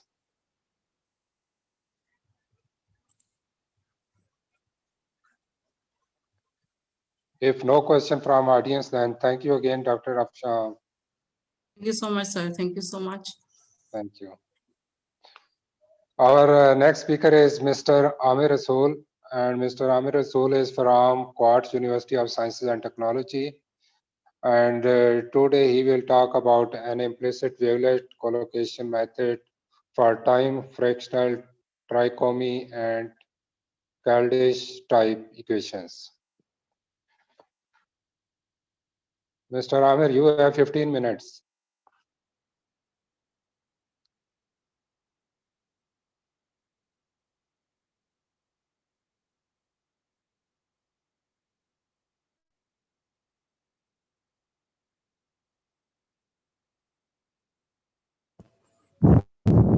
Hello.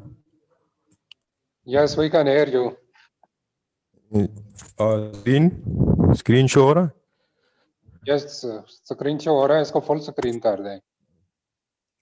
ठीक है.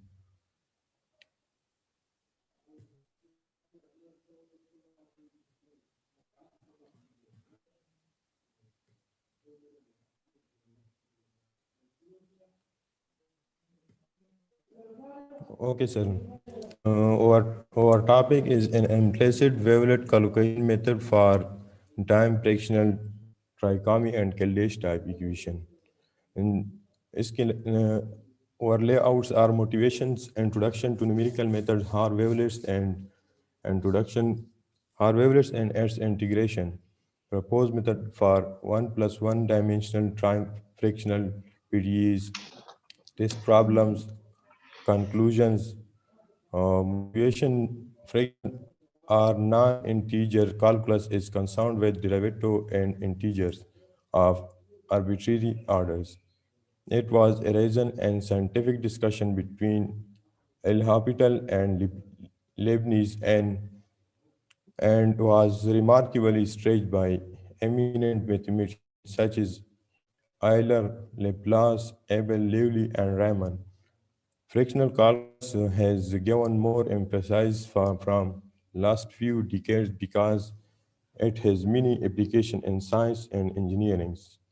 Most analytical solutions of partial differential equation involving frictional derivative is not easy to compute, therefore numerical methods are required. Introduction.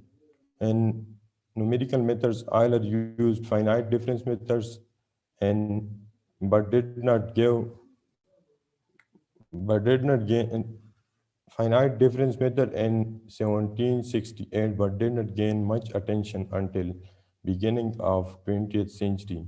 Finite difference method are efficient method in case of regular domain, but it lacked the flexibility in case of irregular domain. To overcome this difficulty, finite element method has great flexibility to deal problems having complex geometry. Relay used this method in 1894 and 1896 and then Reds in 1908, which is known as Relay-Reds methods. Mesh generation and FEM as painstaking process. Meshless methods entered in the arena in 1970s. Meshless methods are very effective, but the selection of shape parameter is still an open problem. Wavelet-based numerical methods gain great importance since 1990s. In literature, exist several families like Dobichis, Semilets, Coflets, etc.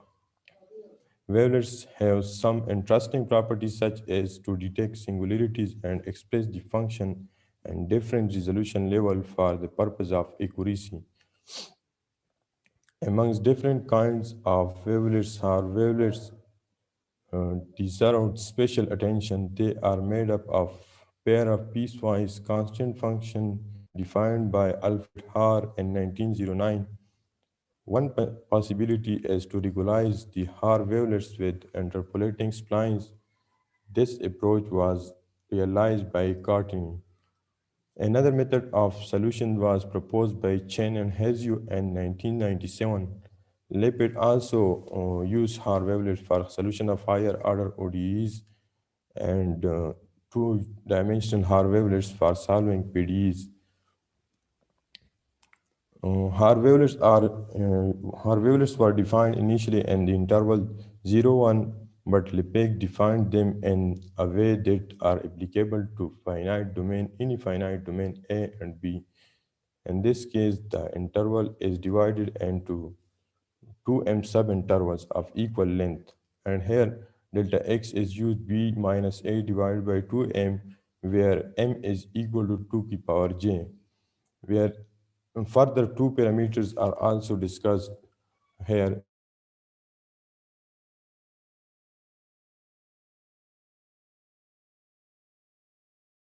J is equal to 0 minus 1 are introduced. These parameters shows the integer decomposition of wavelet numbers where I is equal to m plus k plus 1 and m is equal to 2 power j. The first and the ith Haar wavelets are respectively defined as follows. H1, this is the first Haar wavelets, and Hi as the ith Haar wavelets. This is also called the scaling function, where xi of s plus 1 is equal to a plus 2k plus s mu delta x. These are the intervals, and mu is equal to m by m. To compute the numerical solution of time fractional PDEs containing nth order space derivative using Haar wavelets, one needs the integrals of these wavelets. The integrals will appear in the repeated form is defined as this. These are the Haar wavelet integrals, and which is equal to 1 over beta minus 1 factorial and integral from a to x minus z in power b minus 1 hi of z dz, where b is equal to 1 up to n and I is equal to 1 to up to 2m. The analytical expression for these integral is described as follows. These are the analytical expression. From this expression, we can derive the Haar matrices and proposed methodology for 1 plus 1 dimensional time frictional PDEs. We consider the following equation. In this equation, if we put beta of t We consider the following time fractional PDEs, these equations, uh, where with initial and boundary condition are given, where phi represents solution domain, beta, gamma are real constant, and f of x as the source term, and dt of psi phi of xt is the fractional derivative and Capotto sense with respect to t, where Capotto derivative fractional derivative as defined as this. ये we approximate the fractional derivative by L1 formula as this is the L1 formula where A of xi is equal to tau power alpha divided by gamma of 2 minus xi, where phi xi j is equal to j plus 1 minus xi minus j 1 minus xi, where tau is equal to dt. We applying theta weighted scheme to this equation number 7, which is above discussed, and substituting equation 10 leads to get this scheme. We get this scheme by applying theta weighted scheme to equation 7 and substitute equation 10 and leads to this scheme. After this, we simplifying the equation, we have this equation. Next, we approximate the higher order derivative by truncated Haar-Wavelet series as these are the Haar-Wavelet series. We integrate this, these Haar-Wavelets, we get this term. After this, we integrate this equation number 14 again, and we get this term. And these are the solutions. And we substitute these equation number 15 and 14, and the result equation reduced to phi n plus 1, which is equal to summation I is equal to 1 to 2m ai की power n plus 1, where ai's are the coefficients of the matrices. Coefficients Aamir of आपके पास these 5 minute है, थोड़ा speed up करें. ठीक है sir, ठीक. And integration of equation 6, we get to this equation. After this,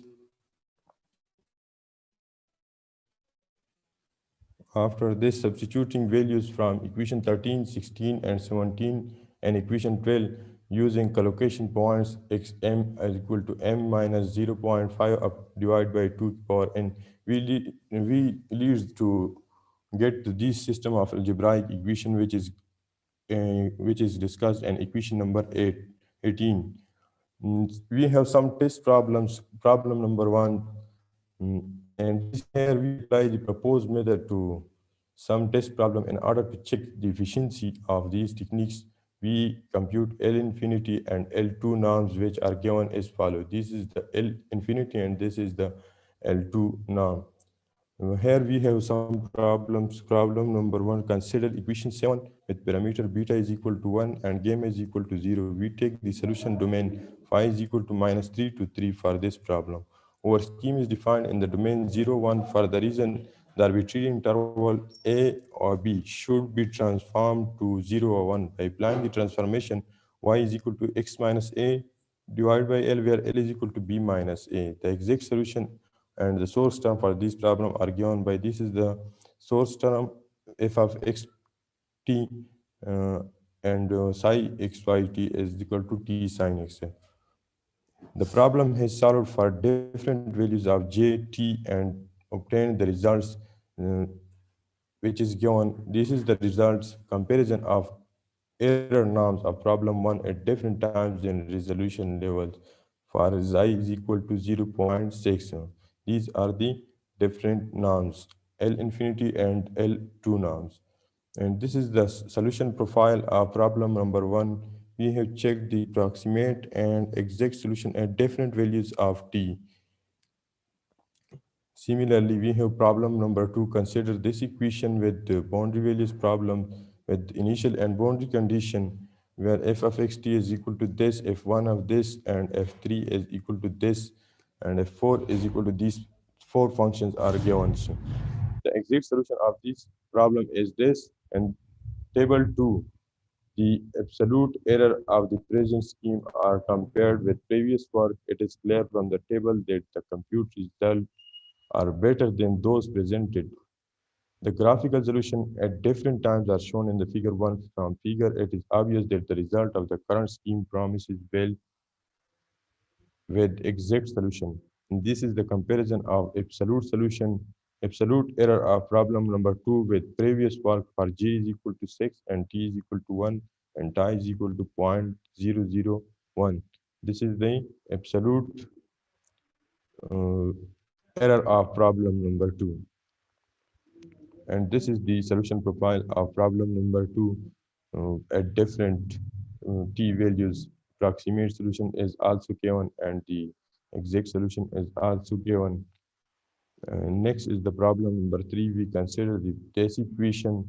Similar method we can apply and we get these comparison of computed result of problem number 3 with different value of xi with existing results. These are the different results L and L infinity time. In conclusion, in this work, we suggested a numerical scheme for solution of time PDs of constant and variable order. The scheme has been applied to different test problems to check the efficiency of the scheme. 10 solutions have been made with the exact and those presented before. Computation shows the proposed method works for the time prediction methods.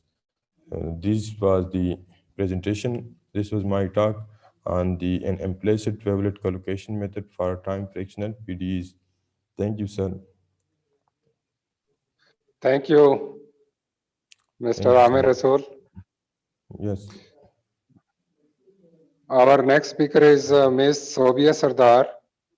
And Ms. Sobia is from Quad University of Science and Technology. And she talks about numerical solution of time-dependent partial differential equations using polynomial and finite differences. Ms. Sobia Sardar.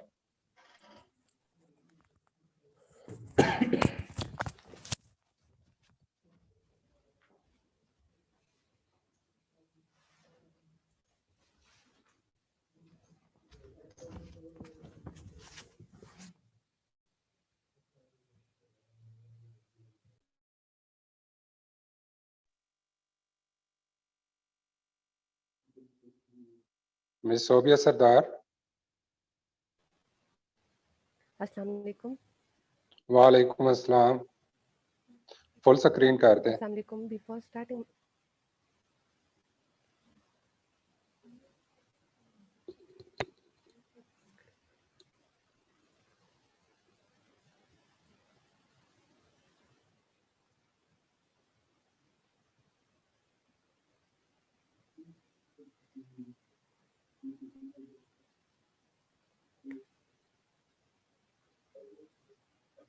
चलें Sobia, 15 minute है आपके पास. अस्सलाम वालेकुम I am Subi Sardar. Before starting my presentation, I would like to thank organizing team for giving us such a great opportunity to present our work in this conference. And the title of presentations is Numerical Solution of Time-Dependent Partial Differential Equation using Polynomials and Finite Differences. The layout of presentation. The layout of presentation are introduction to numerical methods, second one Lucas and Fibonacci polynomials, third proposed methods for 1 plus 1 dimensional time-dependent partial differential equation, fourth one is test problems, and last is conclusion. Now we have to discuss the introduction to numerical method. In numerical method, Euler used finite differences method in 1768, but did not gain much attention until the beginning of 20th century. FDM are very efficient in case of regular domain, but it lacked the flexibility in case of irregular domain. Second point, to overcome this difficulty, finite element method has great flexibility to deal problem having complex geometry. Relic used to this method in 1894 and 1896, and then result in 1908, which is known as relic reset method. Mesh generation in FEM is Planck state process. Mesh this method entire in the arena in 1970. By reference to mesh this method are very effective, but the section of the shape parameter is still an open problem. Wavelet-based method gained great importance since 1990. In literature, there exist several families like Dobbich's, simulates, and copylate, etc. Wavelets have some interesting properties such as detect singularity and express the function in different resolution level for the purpose of accuracy. Recently, the people are used to polynomials for approximate solutions such as Lucas and Fibonacci polynomials. Mohammed Sutton used Lucas polynomial of higher order linear differential equation. Omar used Lucas and Fibonacci polynomial for approximate solution of 1D and 2D generalized Bonham-Mohari-Berger equation. Second point, we discussed the Lucas and Fibonacci polynomials. Now here the Lucas polynomials are defined by equation number 1. Let ux be the continuous function and can be expressed in the term of Lucas polynomial as u of x equal to summation j equal to 1 to infinity CIL of xj. The Bowes series expansion of ux contain infinite terms. If the expansion terminated at infinite terms, equation 2 takes the following terminating form of equation number 3, where L of x equal to L naught of x and L1 of x up to L of nx, and C is equal to C naught, C1 up to Cn. Similarly, the Fibonacci polynomials are defined by equation number 4. And let ux be the continuous function and can be expressed in the term of Fibonacci polynomial as u equal to summation j equal to 1 to infinity cjf of jx. The Bowes series expansion of ux contain infinite terms. If this expansion terminates at n infinity terms of equation number 5 takes the following terminating form of given equation number 6, where f of x equal to f naught of x, f1 of x up to f of nx, and c is also equal to c naught, c1, c up to cn. There is a relation between the vector of f of x and its derivative vector f prime of x. F prime of x equal to f of x d, where d is n plus 1 cross n plus 1 matrix defined by equation number 8, and small d is n cross n matrix. If j is greater than I, then dij is equal to I sine of j minus 1 pi divided by 2. If j is less than or equal to I, then dij is equal to 0. Now taking the derivative of both sides of equation number 7 with respect to x and repeat the same process we have. This is second derivative, and third, last one is the k derivative. Corollary by reference 5. Let L of jx and f of j of x, the Lucas and Fibonacci polynomials respectively, then there is a relation between the derivative of these polynomials as follows. This is relation, equation number 10 show that the relation between the Lucas and Fibonacci polynomials. Proposed methodology for 1 plus 1 dimensional time-dependent partial differential equation. We have to consider the following model. The associate initial condition with equation number 11,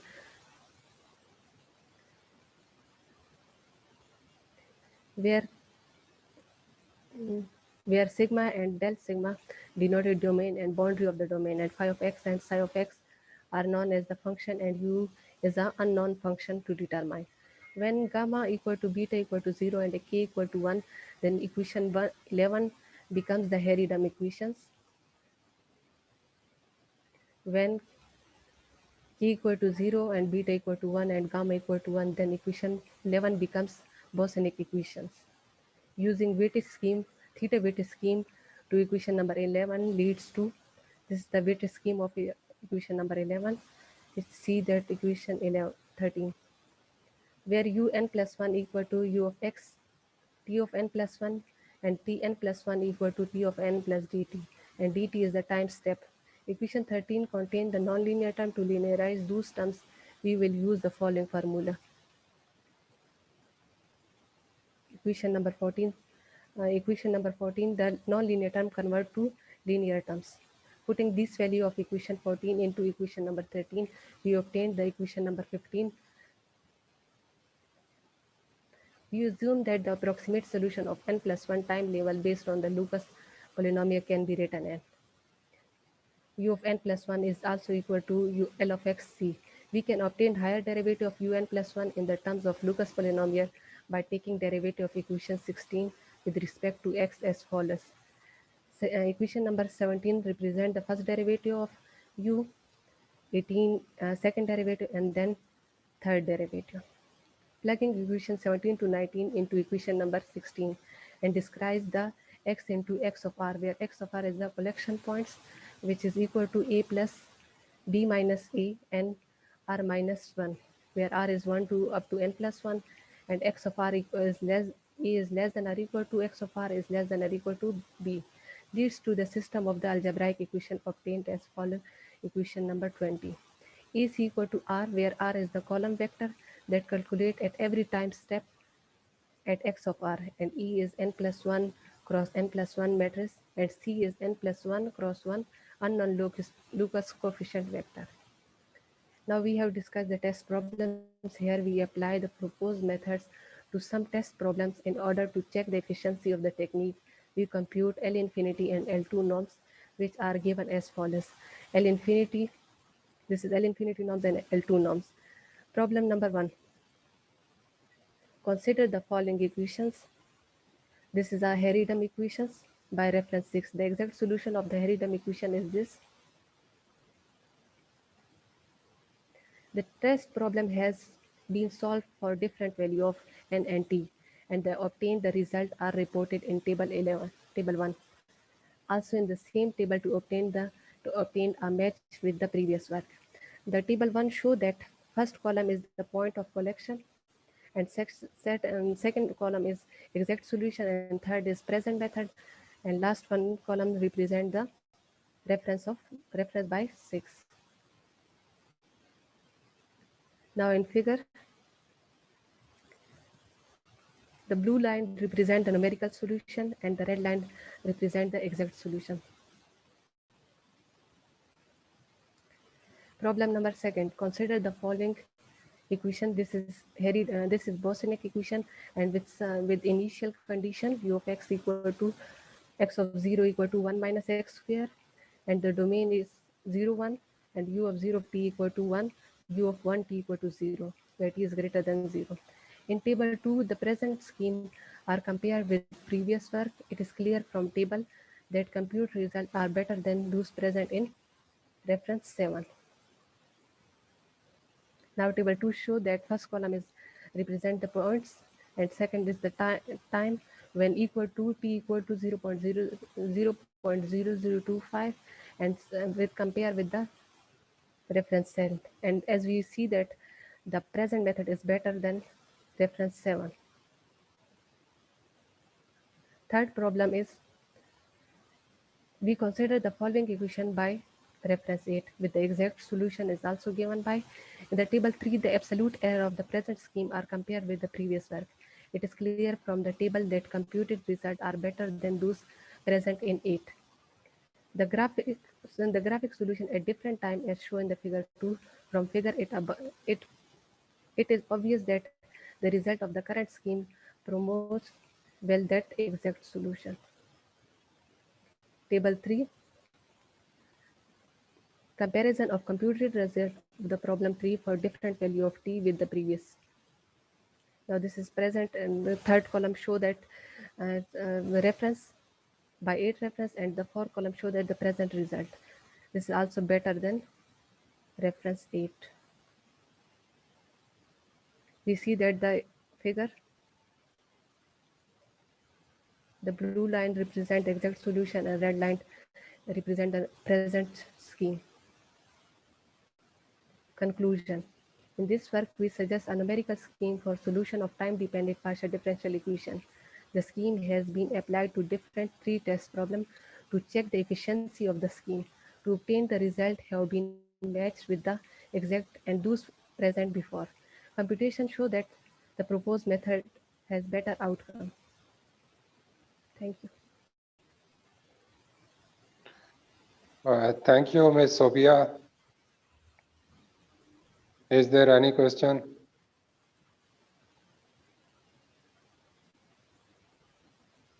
If no question, then thank you again, Ms. Sobia, for the nice talk. Our next speaker is Ms. Sadia Khalik. She is from Qaid-e-Azam University and she talks about acoustic black holes. Yes, Ms. Sadia, you have 15 minutes.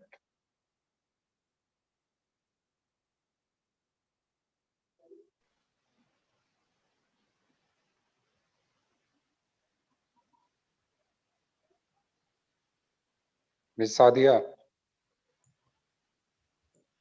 Yes, sir. Can you see my screen? Yes, yes, we can see you. Okay. Good evening, everybody. First of all, I would like to thank the organizers of this meeting for the invitation. What a beautiful day, and I'm happy to share it with you all. My name is Sadia, and I'm an MPhil research student at Azam University under the supervision of Professor Khalid Saifullah.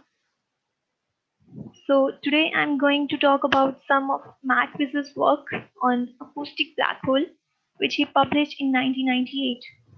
I'm sure that my topic can be of great interest to you, and I want to let you know that I will address as many questions as I can in the time we have today.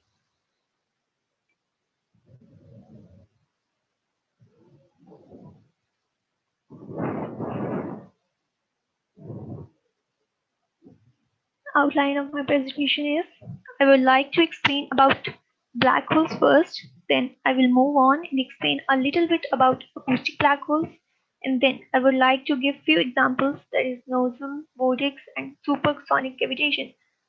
Then we will check some numerical calculations, and finally I will summarize the paperwork.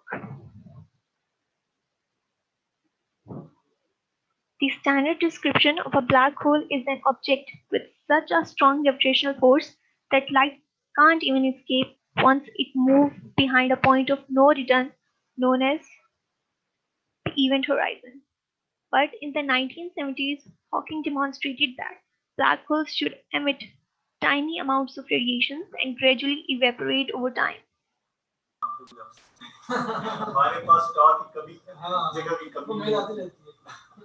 From a quantum perspective, the vacuum of space continually produces pair of virtual particles, matter and antimatter, that pop up into existence and just quickly annihilate away.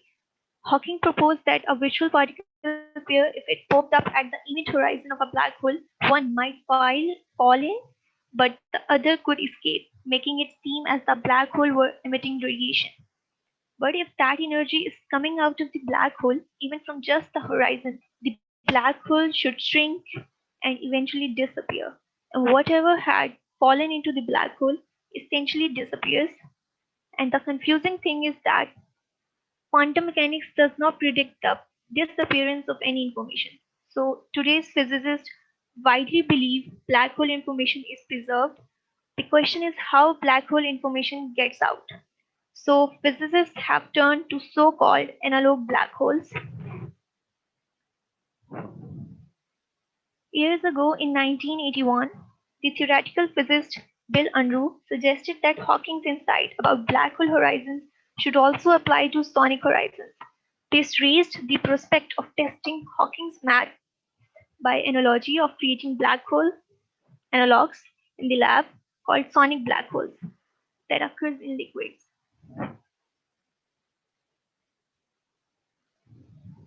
Sonic black holes are black hole analogs, systems which mimic some of the properties of black holes. A sonic black hole can be made in a fluid which flows faster than its speed of sound. When this happens, sound can no longer escape this rapidly flowing region.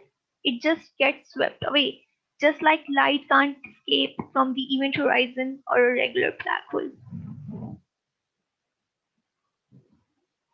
Experiments in general relativity are very difficult because generating gravitational fields requires huge amount of masses. Instead of trying to do direct experiments, there is the possibility of simulating aspects of general relativity by developing analog model of general relativity. Here I would like to show you the simplest analog model of sound wave in a flowing fluid where the background velocity of the flow exceeds the propagation speed of the little ripples through a short movie.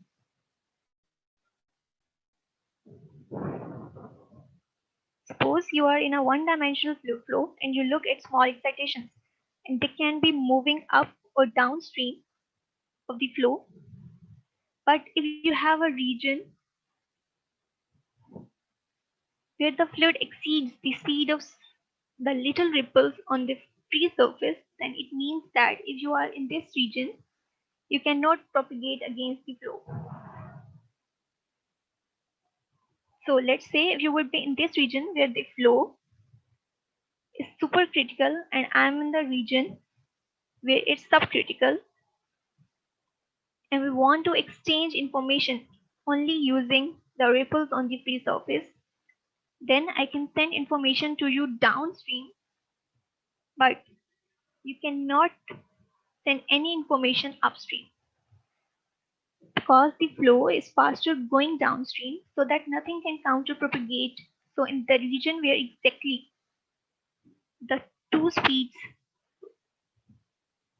the perturbation speed of the ripple on the surface and the background flow are equal, that's your analog black hole horizon.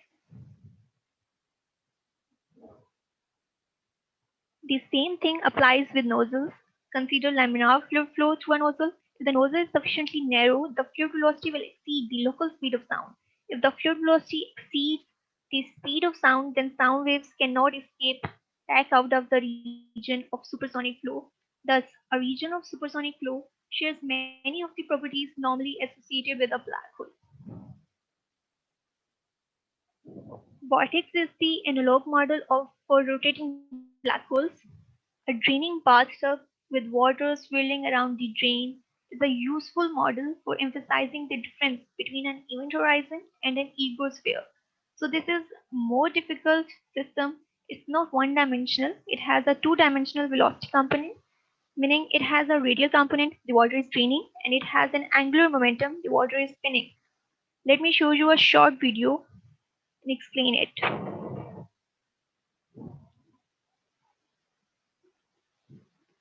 We have this rectangular tank with a hole in the center and two inlets in it for filling water.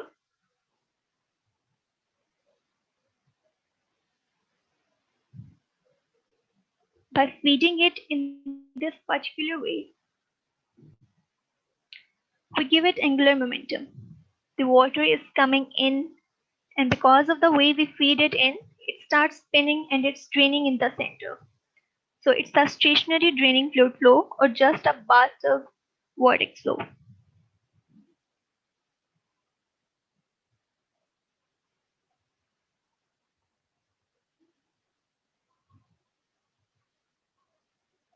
So what you see is there are two horizons. There is one when the total velocity of the fluid flow and the radial and angular momentum exceeds the little ripples on the surface, and this is what we call an ego horizon.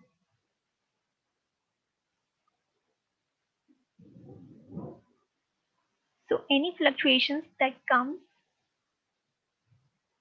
inside the ego horizon, fluctuations that comes inside this ego horizon cannot counter propagate against the flow, gets dragged along, but it can still escape. There's another point where the radial velocity along, only the radial component is faster than the ripples on the surface, then the acoustic disturbances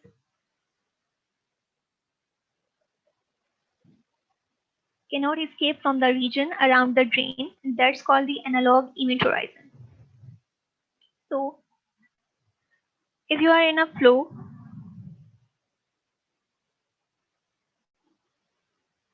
here you see nothing special is happening, right?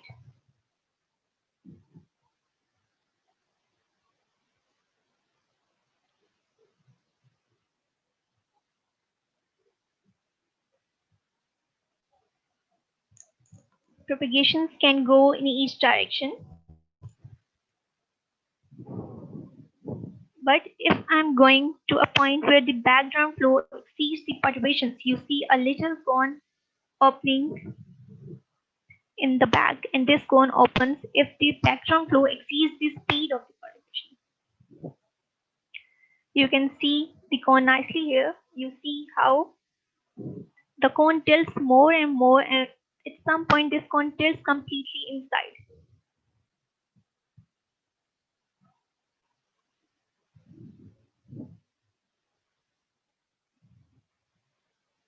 once this cone is not like this, it is like this, that's where the effective black hole horizon is. And between these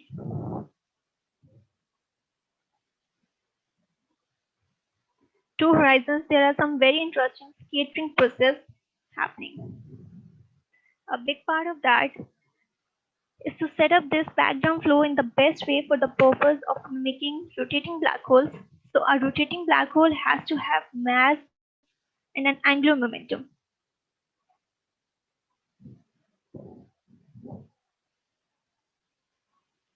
What can happen, because you have these two horizons, you have this ecosphere and you have this black hole horizon, and you have this frame dragging region. So if something comes into a region, a small perturbation, it scatters with this black hole and it attracts a little bit of angular momentum from the rotating black hole. And so this is what's called a super radiant. You can come out with more energy, and this energy comes from the angular momentum of the rotating black hole. What is really interesting is, because when you have a real life setup and even a very controlled real life setup, so what we want to send in is a wave with an amplitude of millimeter. What we really want to see are tiny changes in the amplitude of those waves.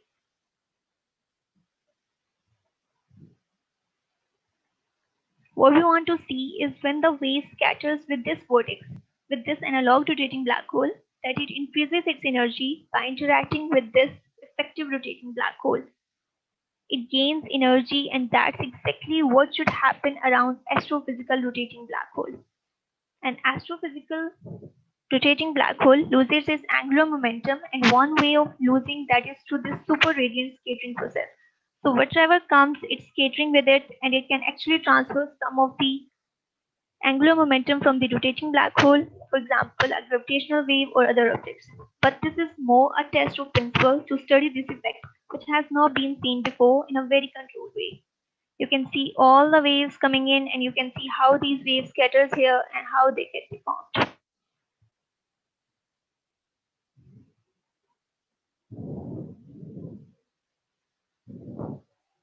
It is experimentally very easy to set up a situation in which air bubbles in water are induced to collapse at supersonic speeds. Supersonic bubble collapse provides an example of an apparent horizon. Ms. It's an Sadia, you apparent have 2 horizon minutes. because simply by waiting for bubble collapse to stop and the Ms. Sadia, you re-expansion have 2 phase. minutes. Okay, sir. And the re-expansion phase to start, you can always be granted of getting a sound signal back to spatial infinity. Furthermore, this apparent horizon can exist for only a very short time during each collapse cycle. Now let's move on to mathematical calculations. It is deceptively a simple question to ask how acoustic disturbances propagate in a non-homogeneous flowing fluid. So we are considering a non-relativistic, irrotational, and barotropic fluids to find the equation of motions for the velocity potentials describing a sound wave in four-dimensional form. So you can see the fundamental equations of fluid dynamics in 1, 2, 3. Equation 1 represents the equation of continuity. Equation 2 represents Euler equation, while equation 3 represents barotropic equation of state. The pressure should be a function of the density only. This requirement makes sure that the pressure forces do not generate vorticity. It guarantees that an initially irrotational fluid will remain irrotational. Now to linearize the equation of motions around some assumed background by picking some arbitrary but exact solutions of the equations of motions, the following are the linearized equation of motion. If we substitute this linearized Euler equation into the linearized equation of continuity and using the standard definition for the speed of sound, these three first-order partial differential equations can be assembled into one second-order partial differential equation, which carries exactly the same information. Equation number 7 describes the propagation of the scalar potential psi1 and thereby completely determines the quantities, density, and pressure. Then, using four-dimensional coordinates, we introduce a 4x4 matrix as shown in equation 9. This acoustic matrix describes Lorentzian geometry and depends on the density, velocity of the flow, and local speed of sound in the fluid. In equation number 12, observe that the signature of this metric is minus plus plus plus, as it should be. Minus shows the time where the x coordinates are the spatial coordinates, space coordinates, 3 dimension. Let me summarize this paper. We basically formulated that the propagation of sound is governed by an acoustic metric. And we have discussed some analog models of the black hole, which connects the fluid dynamics and general relativity. That, ladies and gentlemen, was what I wanted to share with you. Thank you. Thank you, Ms. Hadia. Is there any question or comments from audience?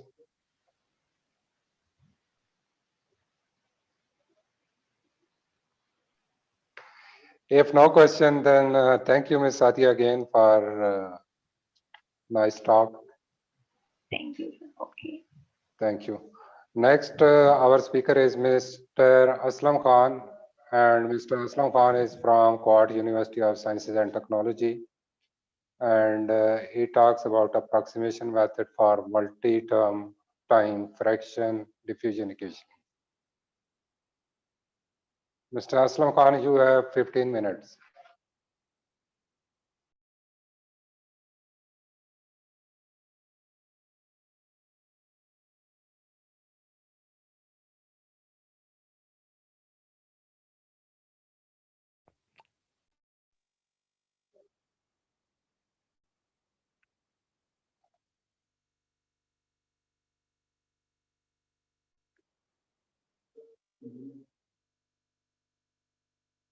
Aslam Khan, आवाज आ रही है? Mic on कर लें अपना।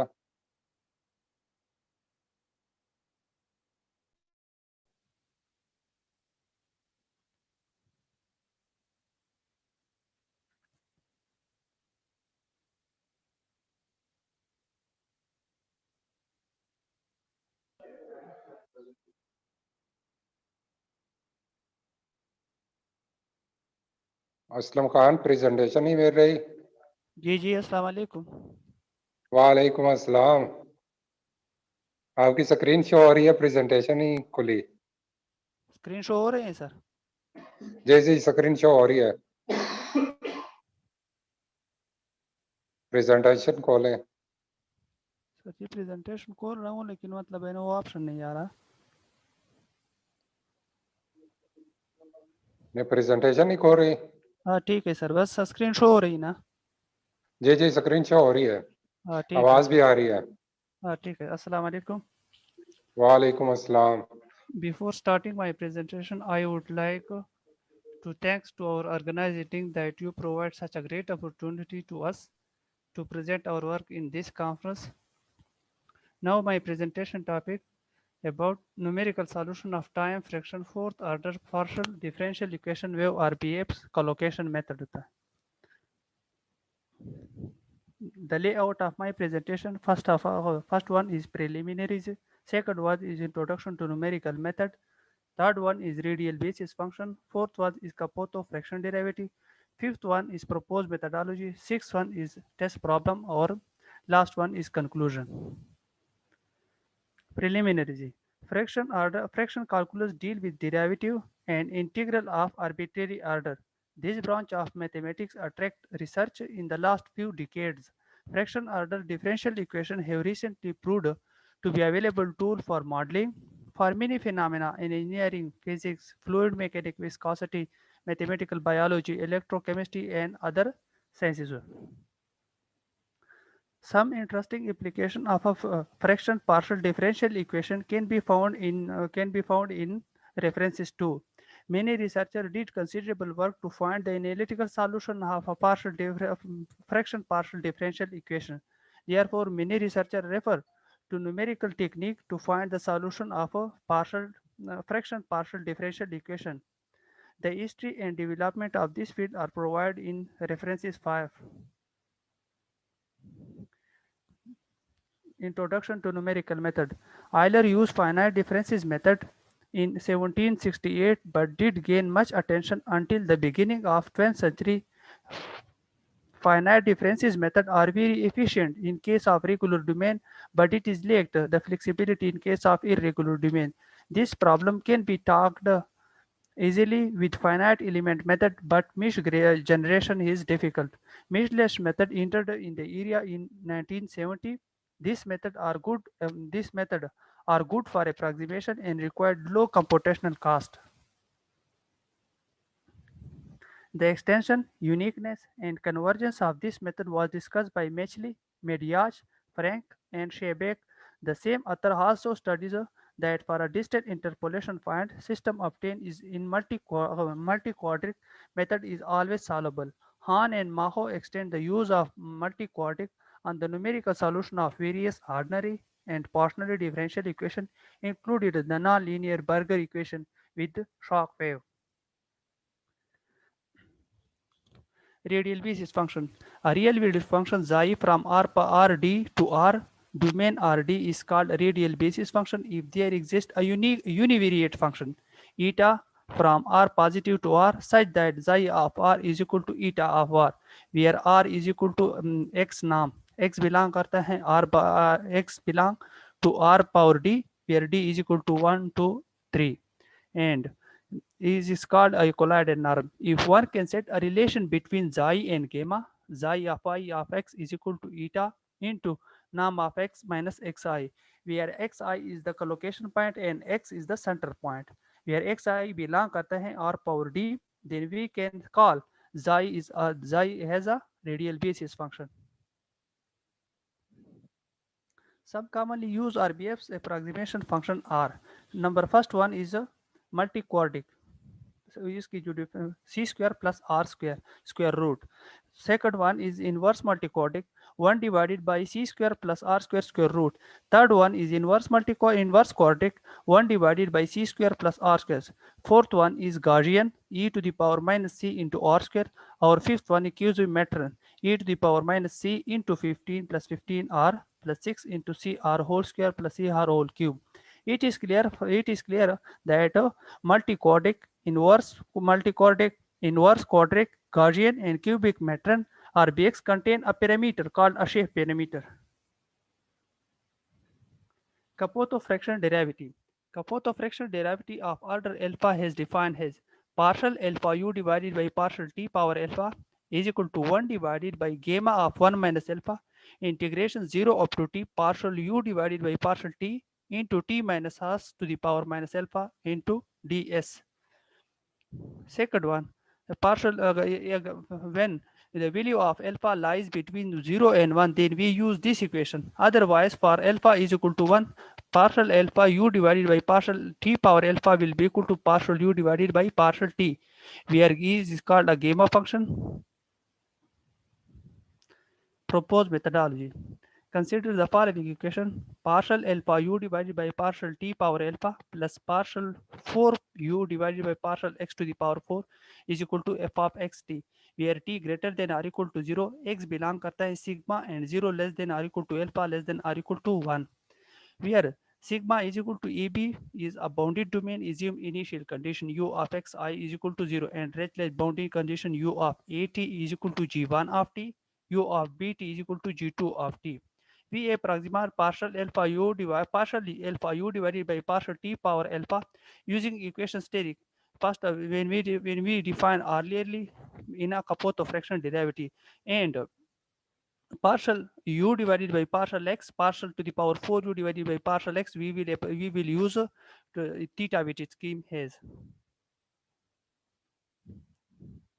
a alpha into u to the power n plus 1 minus u of n plus a of alpha summation k is equal to 1 up to n b of k into u to the power n minus k plus 1 minus u of u to the power n minus k. This part we will take from the Kapotov fraction derivative, and the second we will use a theta weighted scheme plus theta into beta into partial 4u divided partial x to the power 4 plus 1 minus theta into partial 4u divided partial x is equal to f of f to the power n plus 1. Now we will left the n plus 1 time level on the left hand side, and we will shift it the n time level, and less than n time level we will shift to the right hand side of equation, and we will apply the RBF approximation vector into the left hand side, and right hand side will be approximated by initial condition. Now we will define Now we approximate u to the power n plus 1 by RBF approximation function as u of n plus 1 into x is equal to summation j is equal to 1 up to n lambda half j power n plus 1 into the gamma of Rij, where lambda j is a time dependent coefficient. When we take a first derivation of equation number 2, then we get as equation number 3, and we will take the second derivative of equation number 2, then we will get equation number 4. When we will take a third derivation of equation number 3, equation number 2, then we get equation number 5. And we will take the fourth derivative of equation number 2, then we will get equation number 6. Now we will using from equation number 2 to equation number 6 in equation number 1, we will get the following scheme. This scheme will work only for the interior point, and the solution at a boundary point we can compute from equation number 1.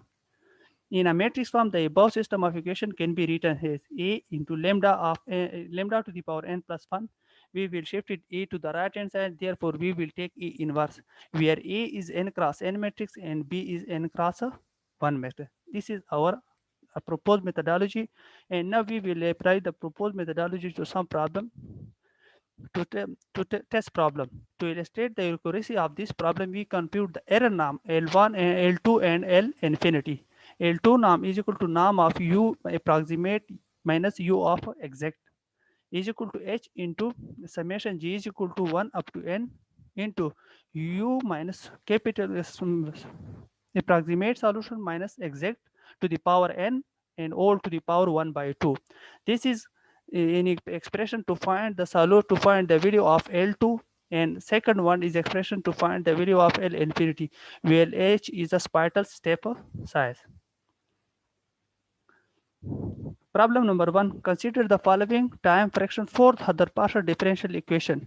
Partial alpha u divided by partial t power alpha plus beta into partial 4u divided partial x to the power 4 is equal to f of xt, where initial condition, where with boundary condition u of 0 to is equal to 0, u of 1t is equal to 0, or with the initial condition u of x0 is equal to 0, where f of xt is equal to 2 divided by gamma of 3 minus alpha t to the power 2 minus alpha sine of 2 pi x plus 16 beta pi to the power 4 t to the power 2 sine of 2 pi x.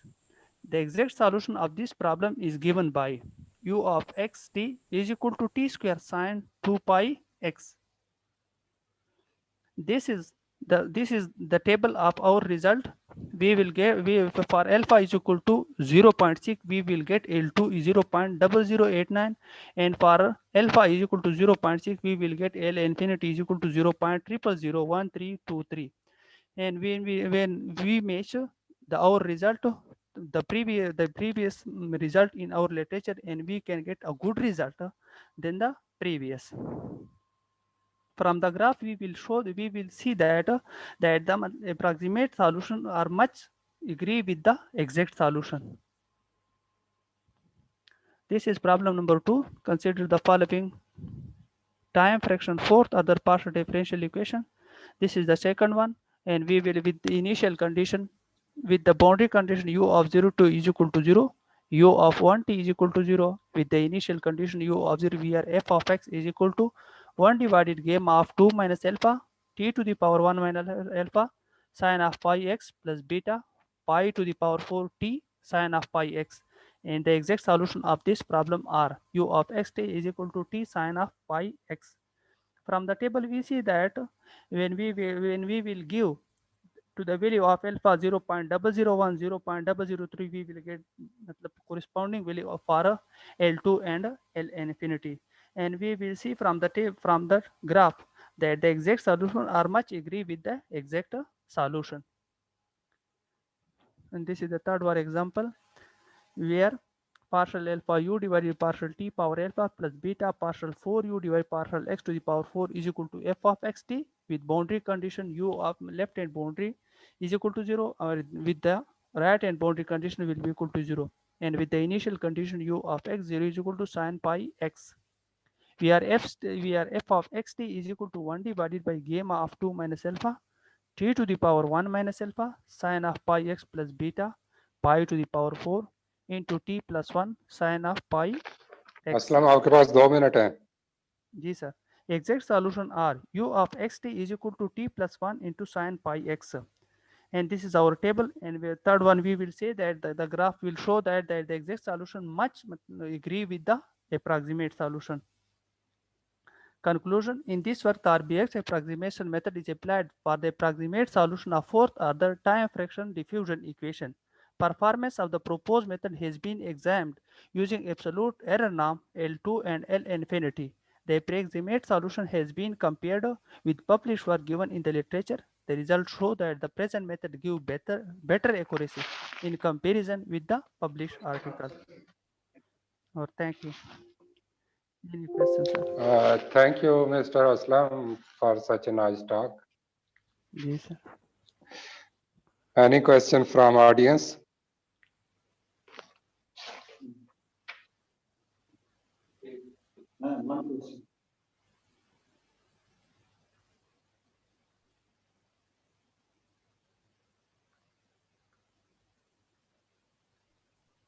Please, Kashif, ask your question. Kashifullah. Do you have any question, Kashifullah?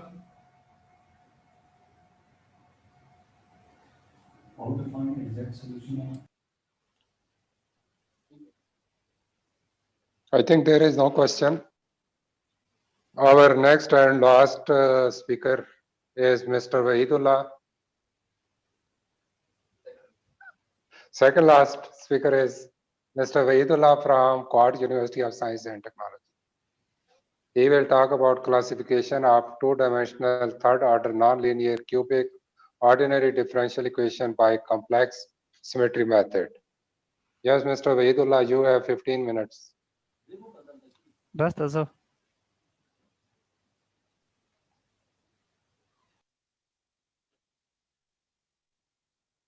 Wahidullah, please share the screen.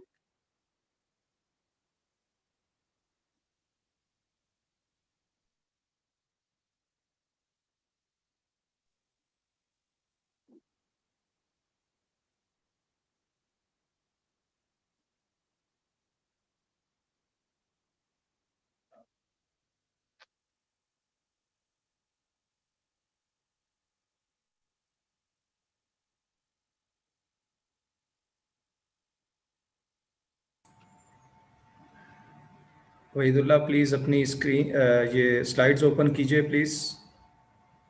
आपकी screen हमें नज़र आ रही है, please slide open कीजिए.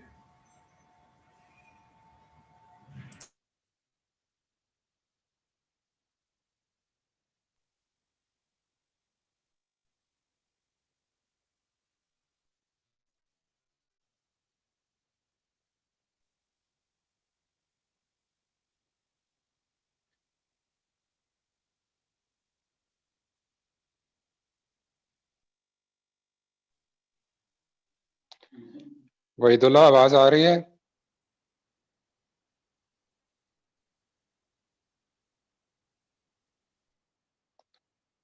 वहीदुल्ला,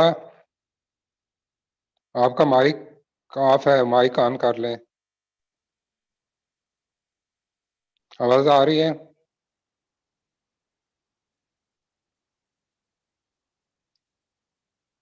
आपकी screen नजर आ रही है, स्लाइड खोलें, प्रेजेंटेशन खोलें.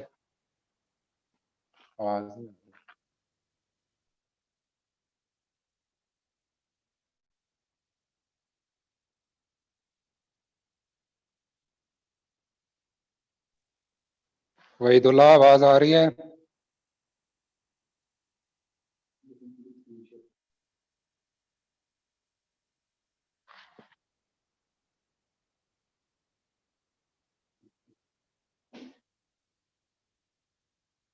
वहीदुल्ला, आपकी आवाज नहीं आ रही.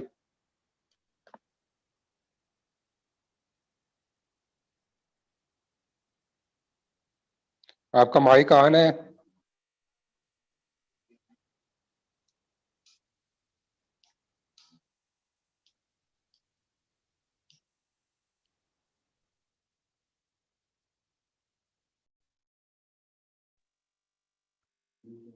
वहीदुल्ला आपका माइक म्यूट है, अनम्यूट कर लें।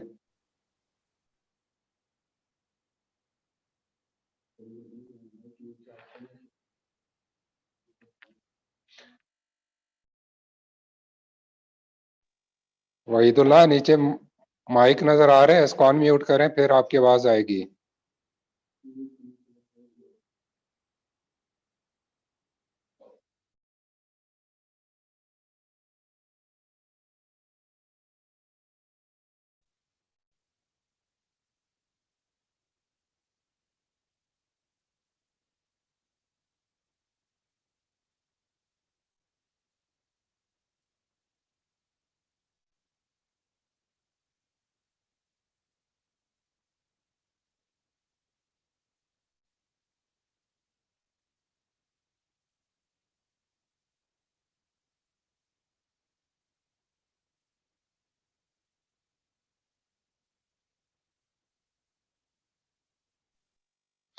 वहीदुल्ला आपकी आवाज नहीं आ रही।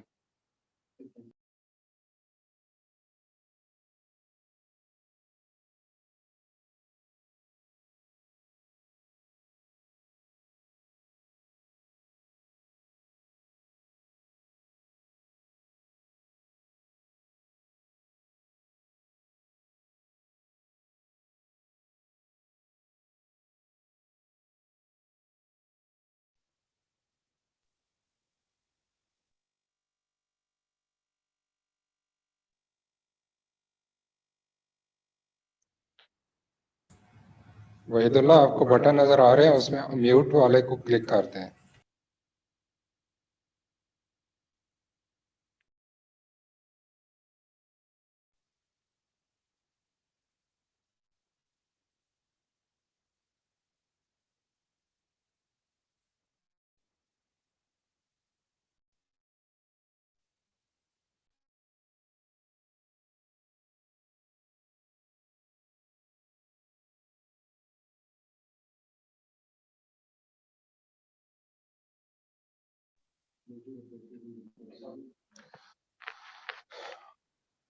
Wahidullah, due to some issues, we cannot hear you. आपकी आवाज नहीं आ रही, आप म्यूट हैं। आप बोल रहे हैं, आपकी तस्वीर आ रही है, लेकिन आपकी आवाज नहीं आ रही।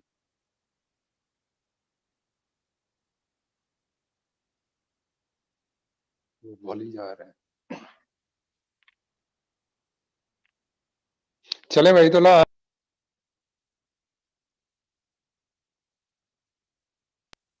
आपकी टॉक हम बाद में ले लेंगे। First we start our next talk and we will try to solve.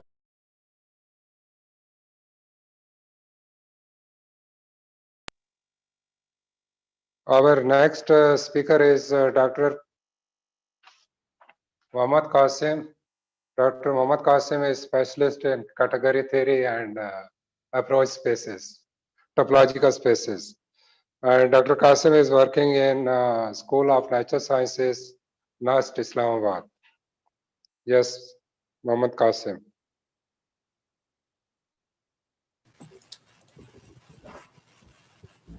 Okay, thank you. So this is the last talk of this conference. So today I will talk about the closure operators in the category of convergence approach spaces. So why do we need approach spaces? What are the motivation behind introducing approach spaces? So actually, the matrix space has been introduced by Freshit in 1906, and topological spaces, which is initially introduced by Hausdorff in 1918, and later on the definition we currently use is introduced by Krotowski in 1922. But there are many problems in metric and topological spaces. So few of them are: metric space has only finite product and subspaces, but uncountable product and co-product of metric spaces may not be a metric. Similarly, the completeness cannot be defined in any topological spaces. And the last and the most important one is there is no theory in literature which unifies both topology and metric concepts. So due to these things, in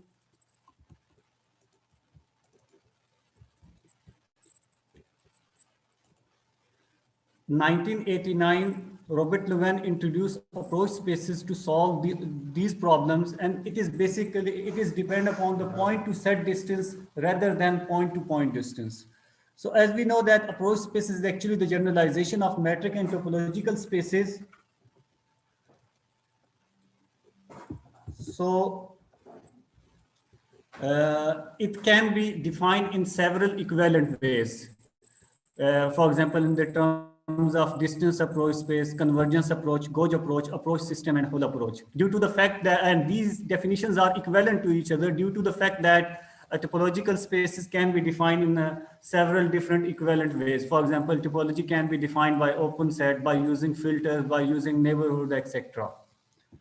So here I will pick the convergence approach space and try to introduce the closure operator in that space.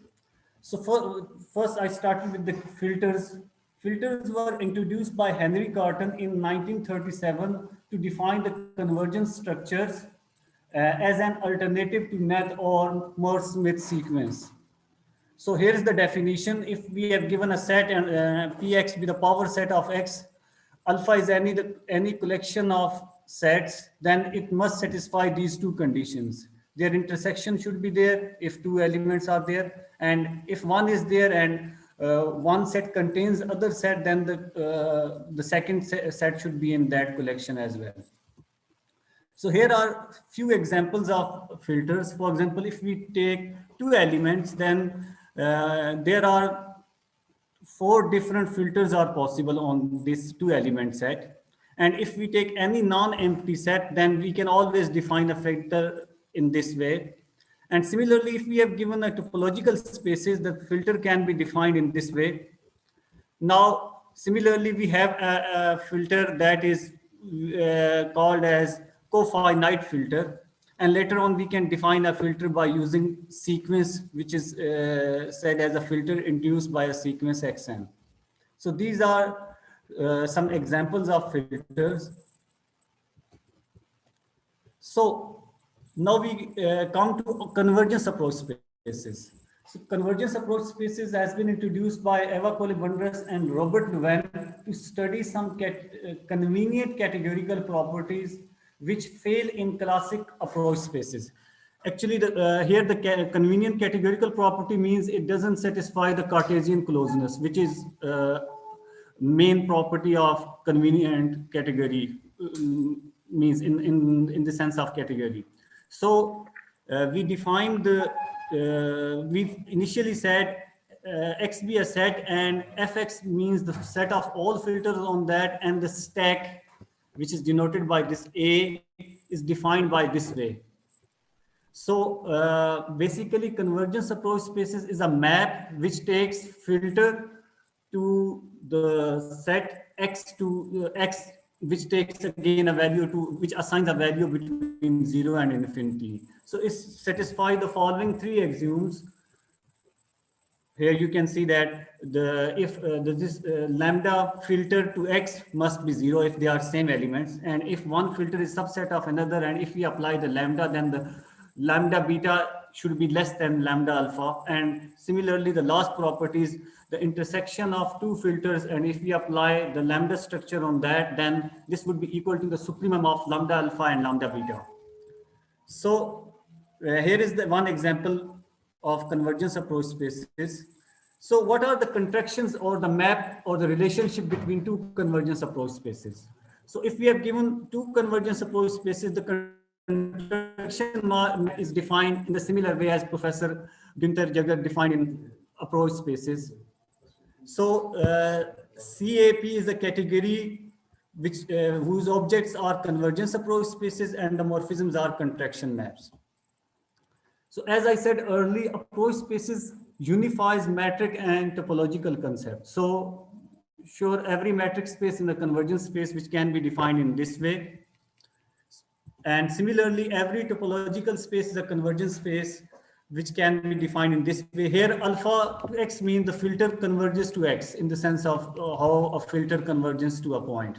So it takes, if filter converges to x, it will take a value 0. And if it doesn't, then it will take a value infinity. So this is basically a topological structure.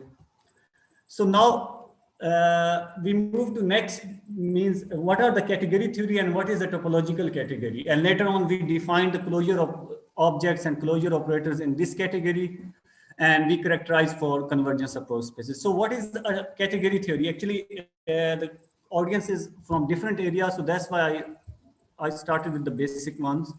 So category is defined in 1945 by Ellenberg and MacLean to just as a part of their work in algebraic topology. So category is actually a quadruple which consists of 4 things.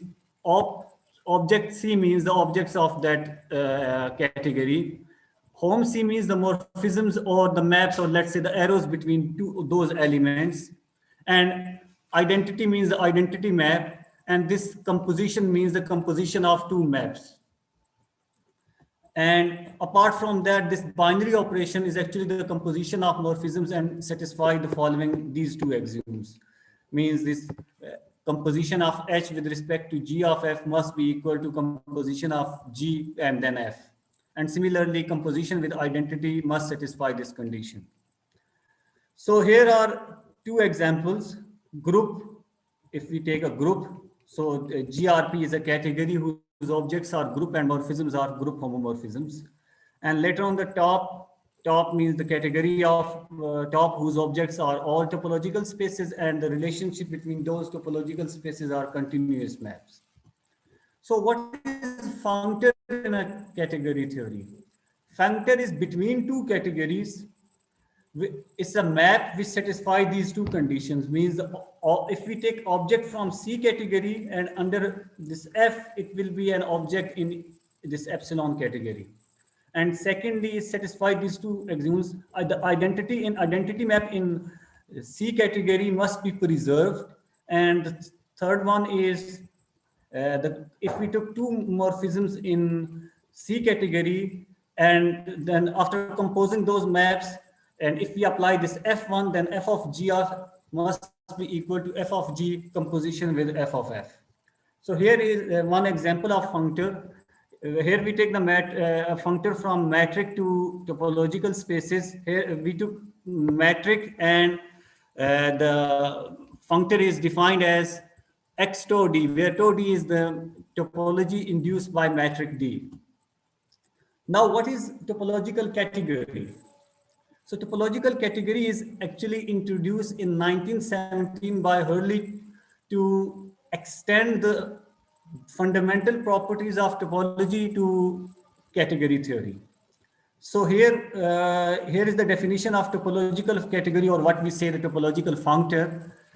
Let E and C be 2 categories, and U is called a topological functor if it satisfies, if it is a concrete functor, which means the faithful and amnestic. Second, it consists of small fibers. And third, or the most important one, is initial structure.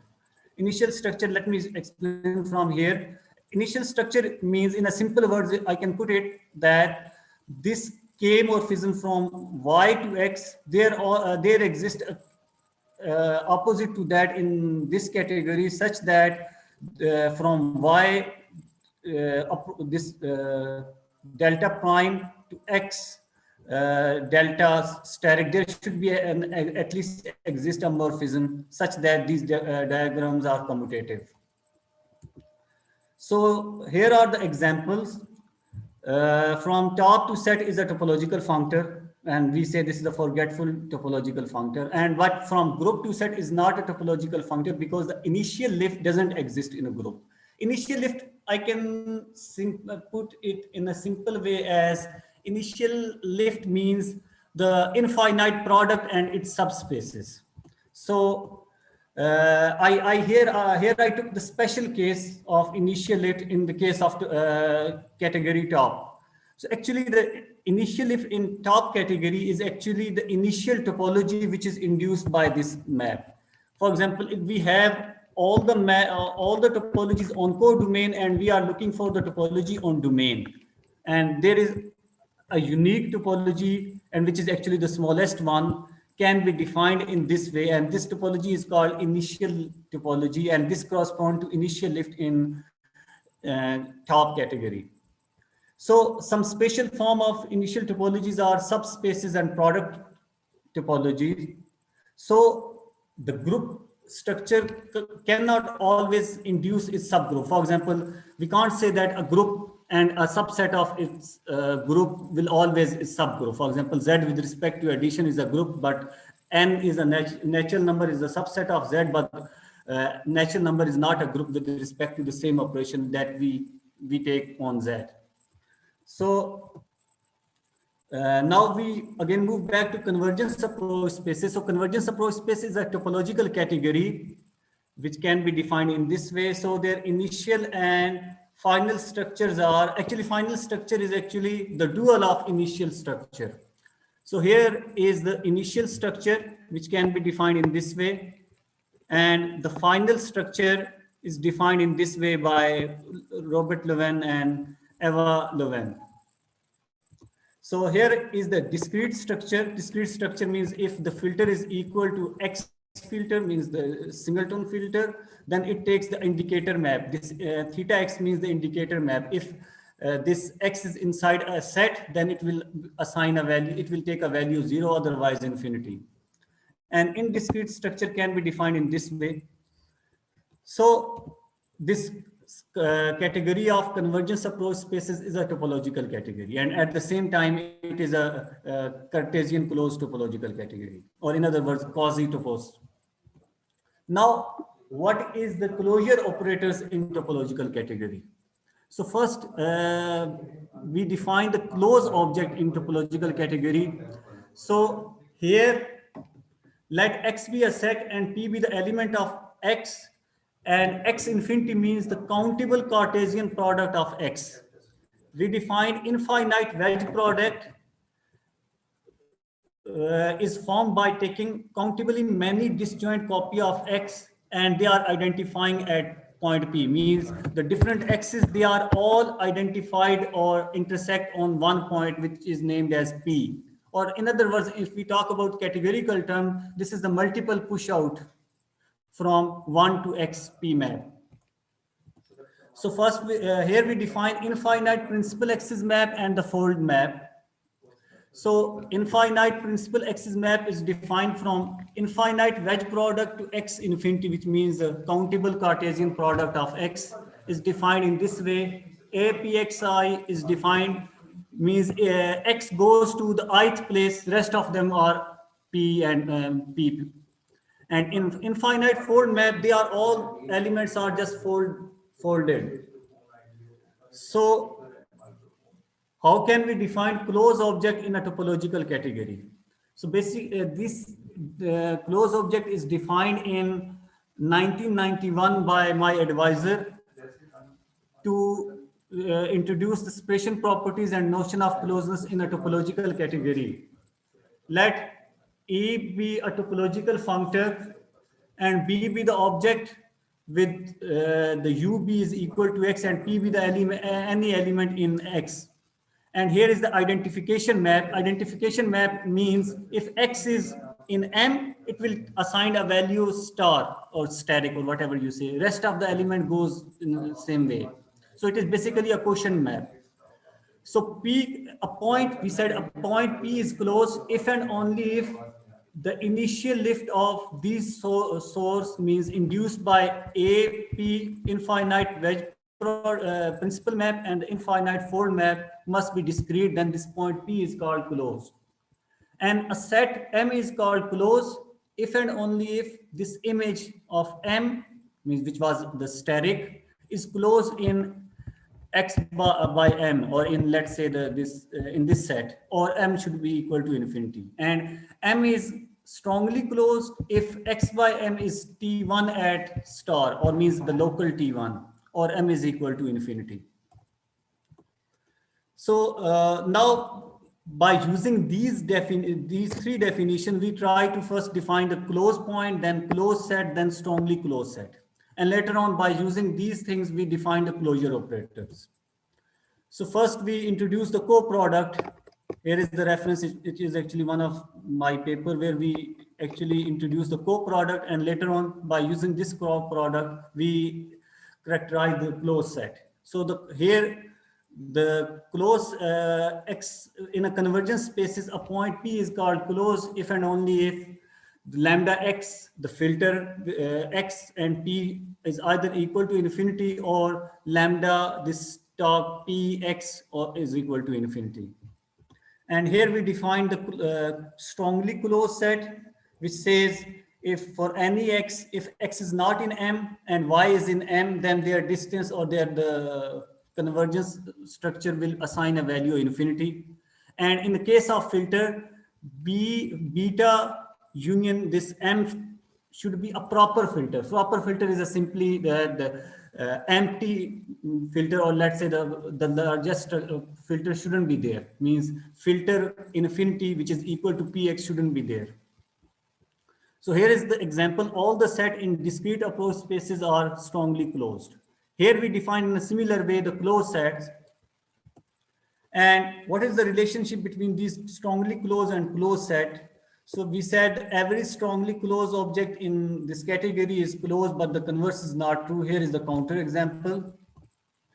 And now we define the hereditary and bireflection property of strongly closed and closed object in convergence approach spaces.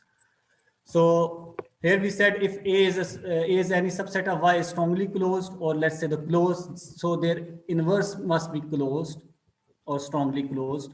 And if M is the subset of N and N is the subset of X, both are strongly closed or closed, then M is the closed. Similarly, M will be closed or strongly closed.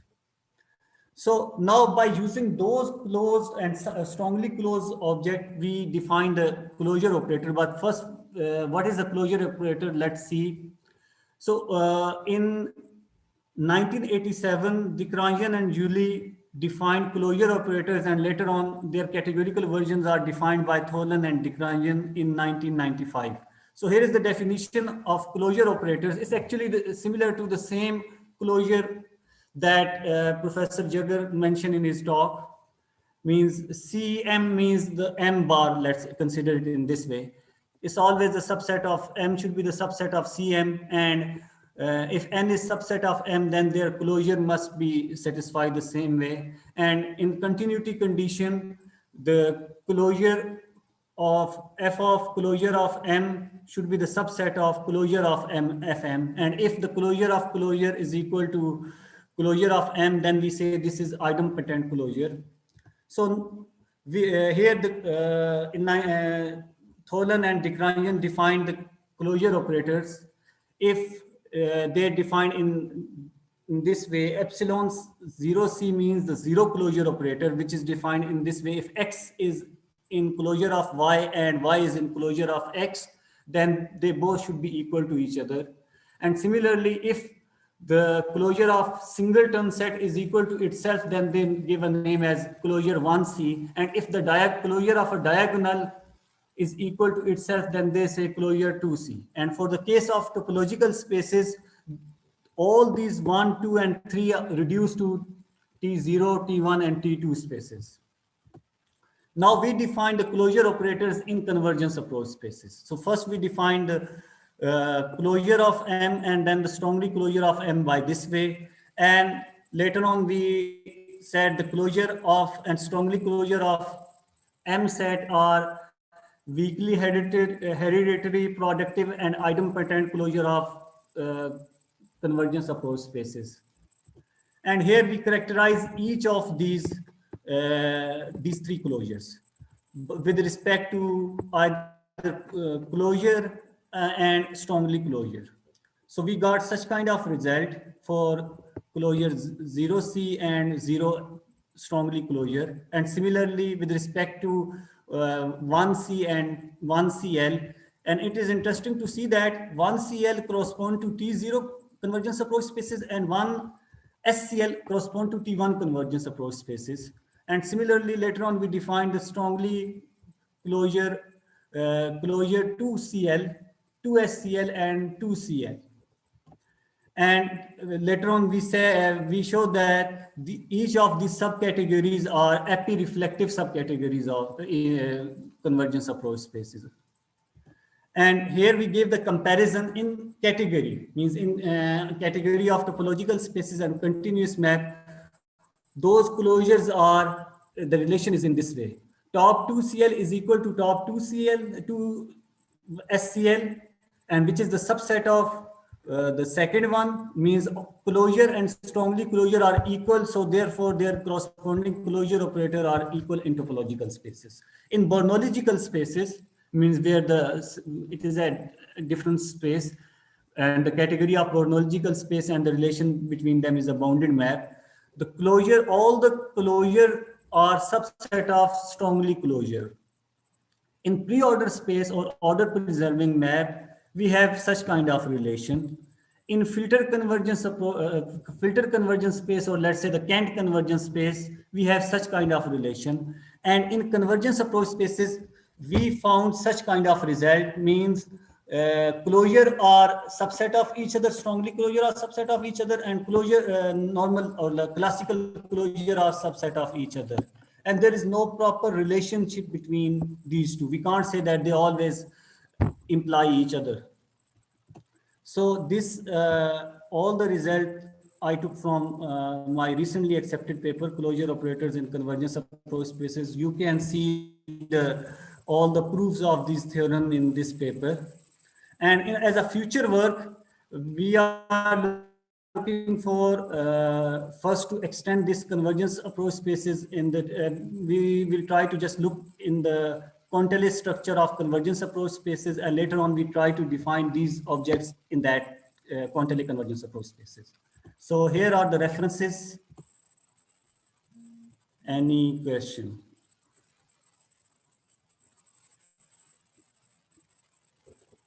So Rohit, if you have any question, please do ask now.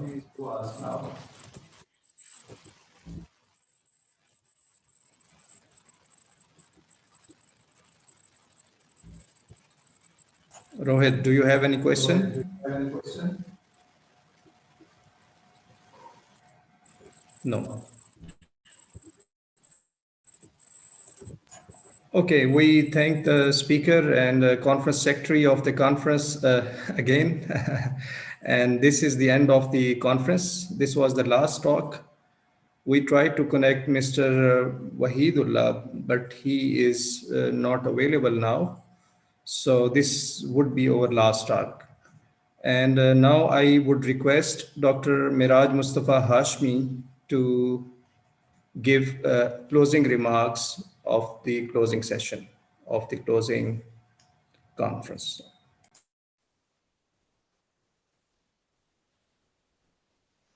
Thank you, Dr. Asif. Am I clearly audible? Yes, you are.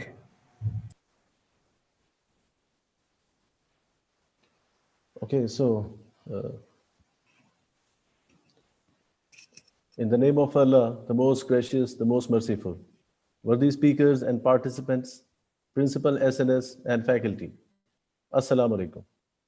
As this conference has reached its end, I, on the behalf of the organizing team, thank all the speakers and participants who made this two-day conference a success story, another feather in the cap for SNS NUST. It was hoped that we will learn new ideas from each other, open new avenues for young researchers, and bring people closer for future collaborations. Alhamdulillah, we have achieved the set objectives through interesting and useful presentations. We extend our thanks to all the speakers who contributed their knowledge and time.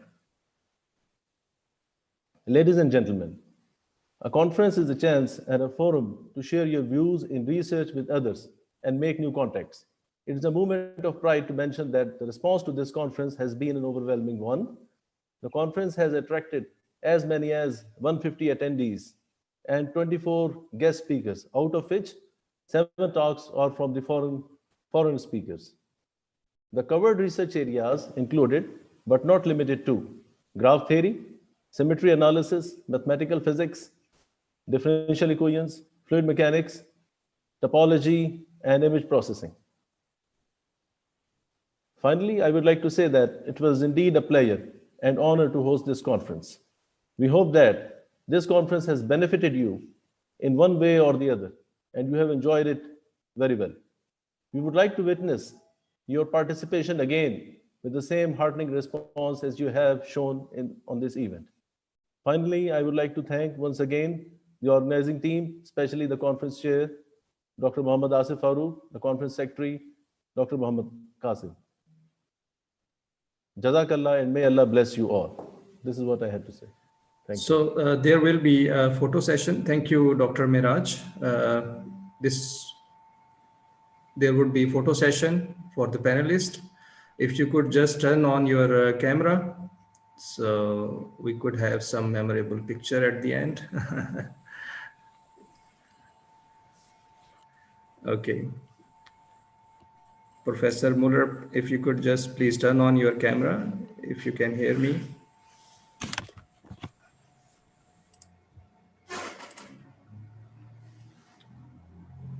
Professor Mustafa.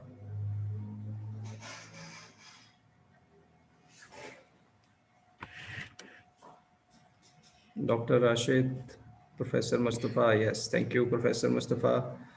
Professor Muller, if you can hear me. You are a very important person to me because you are my supervisor. So I would like to have your picture.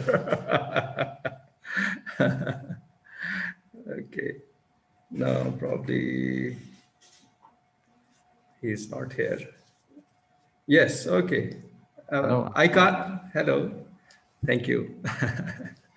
Dr. Rashid, if you can hear me, if you just turn on your camera, it will not take much time. Now I have learned how to take screenshots better in less time. Dr. Asif, I think you should also take picture of participants. So we don't know whether there are participants or not. I cannot see anybody. Yes, they are in attendees. We have to promote them to the panelists. 52 participants. Right. Yes, attendees, they actually don't have the features that panelists have. So they cannot turn on their video, they cannot talk. So we have to promote them actually to the panelists. It would be nice to have them in this picture, definitely. Can we do that, Dr. Qasim? It will take some time. Professor Mustafa, it will take time if you are interested that participants can join us in the photo shoot. Yeah, I will wait, so no problem. For any other person, for everyone else? Dr. Asif, I would suggest that you first take the photo shoot of the speakers. Okay. And then. Okay, that's fine. That's fine. Okay, now I'm taking picture. Please look at your camera.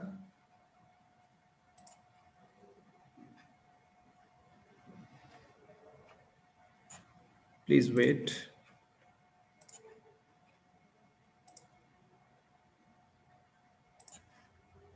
Dr. Asif, just wait for a while. I will request Dr. Rashid. Yes, he is online. Actually, he was there. He is online, but he is not there. Just give me 1 minute, okay? Now he has joined, so you may take. Okay.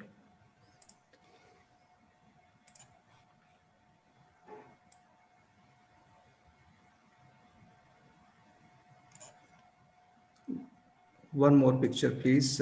Some eyes were closed.